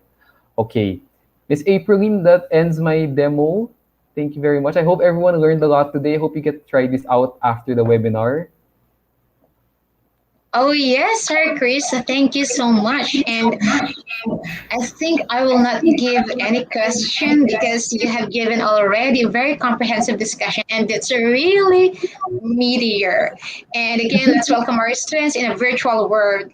And you know what, Sir Chris, for this creative utilization of Canva for the performances of students, you really give us a lot of options, shall I say, a lot of options, a lot of choices that may be utilized by our dearest teachers, not only our teachers, because based on your discussions, you can also, with the collaboration of different students and looking at different amazing features of Canva, it will give a nice output for the students because as we go over, Sir Chris, with the policy guidelines and classroom assessment for the K-12 basic education program, it has been enlisted there the different performances that our students may undergo as the teachers may give to them. Like, for example, the campaigns, compositions, literary analysis, portfolio, storytelling, and even spoken poetry. The one that you have given a while ago, Mr. Chris, is a great example that may imitate by our dearest teachers. So it's like you're not only giving a creative way of creating a performance test, but then again, you make a virtual world encompasses of a good image for the students and as well as to our dearest learners. So with that, I will not give you any question just for the interview to go over on that because you have given that a meatier conversation, shall I say, discussion for this session. So I mean, not saying anything, but thank you. Thank you so much, Sir Chris De Vera, for imparting your knowledge, for sharing your expertise for this incoming school year. Back to Thank you, especially to our host. Thank you again. Bye, Sir Chris. Bye-bye. Thank you, everyone.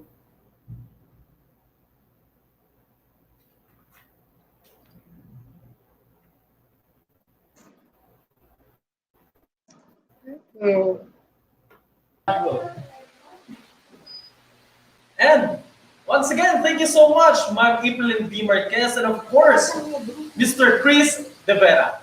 Yes, thank you, sir. And ano ba nakuha mo sa kanilang po, sir, kanina? Alam mo, habang nakikinig ako sa ating discussion, dito sa last part ng ating INSET, VINSET 2.0, marami akong natutunan. Una na dyan is that nakakatuwa kasi yung Canva. We have a lot of options. May mga templates tayo, storyboards, and at the same time, you can animate yung mga presentations mo. Yun yung maganda dun di ba, Teacher Pawi? Yes. Alam mo, sir, I tried using Canva before, no? Actually, always ginagamit natin yung mga teachers, di ba? Kasi sobrang daming choices, sobrang daming templates na pwede natin gamitin para sa ating mga modules or sa presentations, di ba? And actually, Teacher Pawi, no, we are also using Canva na sa amin din sa DepEd TV to make our visuals interesting. Diba? That's right. Okay, so with that, I would like to thank our viewers. So I think we have a total of 150,000 plus viewers, combined viewers from YouTube, also from our Facebook page, and sa iba pang social media accounts na nag-stream ng ating virtual INSET for today. And for sure ako, dear teachers, no, marami kayo natutunan at alam ko, pipiliin nyo din yung mga natutunan ninyo kung alin yung magagamit nyo talaga sa inyong profession. So ngayon, if you're happy and you know it, clap your hands! Clap your hands! Dahil we'll be giving this chance para magpa-picture kasama po kayo. Okay po ba tayo dyan, dear teachers, sa mga nasa bahay? So, pwesto lang kami ni Teacher Pawi doon, konting smile tayo, then Selfie! let's take a selfie. So, sige. We'll count from 1 to 5 and then you take your pictures. Okay? Ready? 5, 4, 3, 2, and 1. Another one. VINSET 2.0. 5, 4, 3, 2, and 1. Alam mo, nakakatawa, teacher, Pao, nakikita ko na marami na ako nakikita mga post ng ating mga teachers at yung iba. Nakasama na rin natin dito sa gitna. Yes, diba? It goes to show na talagang creative ang ating teachers. Totoo. And we thank you for that one. Okay, so muli po, dear teachers, ang ating pong evaluation link ay makikita rin po sa ating LMS course. Yes, Okay. nandun po lahat. Registration, again, wala pa yung link na inilalabas. Ang registration, lahat nandiyan sa ating LMS. And again, meron tayong grace period kung saan pa rin natin, pwede tayo mag-participate dito sa synchronous session natin ito sa ating INSET no, hanggang January 31, 2020. Totoo yan. Kung na-miss nyo itong araw na ito, medyo naghanga ang ating internet, umikot-ikot at tumambay tayo sa gateway, no problem. Kapag nga sinabi ni Teacher Bowie, hanggang January 31, 2022, pwede nyo kami balik-balikan. Okay? Yes. Again, voluntary lang ang pag-join sa ating INSET. Pero sa lahat ng teachers natin na nag-participate for today, you'll get a 1-day service credit. At para naman sa ating non-teaching personnel, meron kayong compensatory time off for joining today. At magkakaroon po tayo ng memo for that one. Okay, dear teachers? Love Okay, you. meron lang tayo po ng mga babatiin, ano, sir? Konti lang. Yes, medyo konti. Okay, unang-una na dyan, si SDS Zenia Mostoles ng SDO Bulacan at si Sir Marco Mendurada ng SDO Navotas. Nandyan din si Ma'am Victoria Casha Cabanta, Victor Anthony Cabanta, Ma'am Bethany Dumabi, Ma'am Rio Angeles, and Mr. Flores ng PNET. Kalumpit National High School, Junior High School, and Senior High School faculty and staff from Sir Marco Paulo Victoriano. Alamanza Elementary School from Sir Eric Samonteza, Las Piñas National High School Filipino Department and ICT team from Ma'am Sevilla. And Equitable Village National High School, SDO Las Piñas, at ang kanilang school head, Sir Darwin Mayo, and Kelly Department Head, Sir Noy. Morning Breeze Elementary School, SDO Caloocan from Ma'am Felisa Santol Elementary School, Balagtas, Bulacan. Hello po. Sir James Roldan and Ma'am Martes Guzman from Sir Jeff Sevilla. Hello po. Napaka-hardworking talaga ng ating mga binati na yan. And Parolan Elementary School teachers in Bulacan. Mabuhay po kayo sa Coronadal National Comprehensive High School, Junior High School Department, Yanessa Myra Inamarga, the Department Head. And John Anthony Gabuga, Department ng ICT Coordinator and SPFL Coordinator. Barangay Integrated School, Gabriel Supag, Francisco P. Tolentino Integrated High School, Greg Sangala. Dodge Contreras, Lacandula High School from SDO Manila. Madrasa Educational Program, Alive, Marangal National High School, Dr. Angelica Burayan, hello po. And Maria Socorro Lindo, Malibo Bata Elementary School, Pandi South District. And with the principal, Sir Harold Aratiza, at binabati po kayo ni Ma'am Mary Ann Santos. Teachers Villarosa Elementary School, Licab Annex from Principal Ma'am Connie P. Teodoro, Dr. Gloria Vicencio, Sir Mark Anthony Mangidos. Mandaluyong High School and the ESP teachers and supervisor, Dr. Ginaline M. Mendoza and Ma'am Dodiosa Macospac. SDO Tapat, Ma'am Angeline Alama, Sir JJ Esculano, Sir Giovanni Galido, Sir Alan Sagion, and Sir Jerome Lozada. And of course, ating ICT coordinators ng SDO Bulacan, Sir Marco Paulo Victoriano. Hello po sa Philippine Department ng Bagong Silang High School. Ating pong head, Ma'am Mirna Pacheco, at ang ating pong minamahal na principal, Dr. Marisa Feliciano. Okay, ang last, happy birthday again to Dr. Teresa Losaria from SDS ng SDO Caloocan from Sir Baz at Ma'am Pa.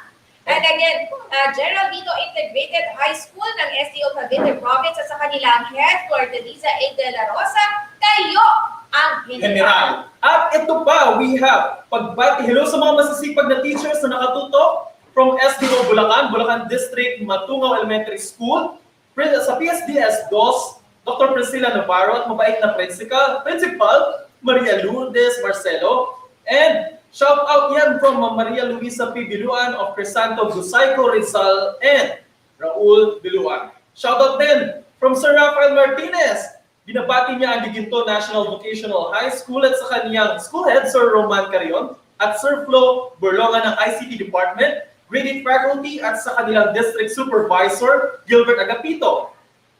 At binabati po nila ang kanilang buting SDS, Ma'am Zenia Mostoles. And nagpapabati din po si Ma'am Jovi. Hello sa mga masisipag na teachers from SDO, Bulacan. Okay, and last but not the least, no, hello sa Team Suave ng DepEd TV. Yan, hello po sa inyo. And of course, sa lahat po muli ng ating DepEd TV teacher broadcasters. Hi, everyone. Okay, and last may pahabol tayo, Maria Teresa Abadilla, Faithful D. At sa SDO Santiago City, from Ma'am April Lee. At bumabati po kami sa Teachers Be Like. Yes. Nakita ko yan. Nandiyan po yung picture namin. Salamat po sa inyo. Yes, Binabati po namin si from Sir Michael Valeriano.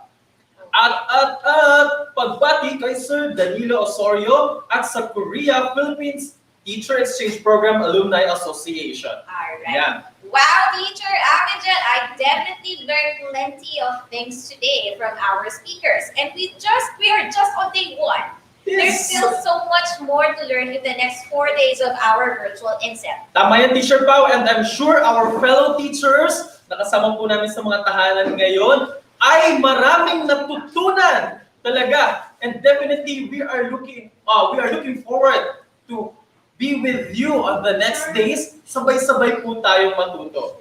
Pero bago po mag-end ang ating program, teachers, muli po natin nare-remind ang bawat isa, huwag pong kalimutan ang ating evaluation link. Nasa LMS course po ito. Yes. Yeah. Please rate how well this session's learning objectives were met and how effectively the seminar or conference session met the needs of the audience, the educators, and what may be improved in the future. Muli po, kung hindi man po kayo nakasabay sa araw na ito, dahil araw po ito, muli, nais ko ulitin talaga to, Happy National Heroes Day at sa inyo po mga guru natin. Pero kung hindi po kayo nakasabay sa ating VINSET Day 1 today, don't worry, kasi meron po tayo hanggang January 30, 2022. Okay? So, click nyo na lang po ang ating LMS evaluation link. At excited na ako, Teacher Pawi, sa ating mga speakers for tomorrow. So what is in store for us in tomorrow's session, sir? You might ask. Well, we will learn from Ana Marlene Linfogua about the techniques and learning delivery style in conducting effective virtual classes. Aside from that, Teacher Pawi, Mr. John Wilbur Galen will discuss radio-based instruction reaching far-flung areas. There's also a topic about child-friendly approaches in empowering para-teachers, which will be tackled by Ms. Angel Habines. We will also be enlightened about TV-based instruction, effective utilization and plotting to weekly lesson delivery by none other than Mr. Salvador E. Manansala. Mr. Alvin AC will be talking about applying creativity and innovating teaching through Adobe Spark. Then, Mr. Arthur M. Aquino will discuss the topic, troubleshooting equipment and digital device awareness. Lastly, the speakers from the Technology Infrastructure Division and Asset Management Division will talk us through the reorientation for school property custodian and IT coordinators regarding the DepEd computerization program policies and guidelines. Ooh. Tomorrow's session is brimming with excellent resource speakers who are perfect for their respective topics. That's right, Teacher Pawi. So, don't forget to tune in again tomorrow, 8 o'clock in the morning, with Mom Carla and myself, along with our new set of speakers for another day of enrichment and empowerment that the DepEd EdTech unit prepared just for you. This has been Teacher Avengel. And this is Teacher Pao. Thank you for joining us here at the Virtual In-Service Training 2.0 of the Department of Education. Tandaan, mga minamahal namin guro, mahal po namin kayo at ginagawa po namin ito para sa inyo at para sa ikabuunlad po ninyo. Tandaan nyo rin, hindi tayo mapipigilan ng pandemya dahil tayo, mga guro, ay bahagi ng solusyon at pagbabago. Sulong and totalidad!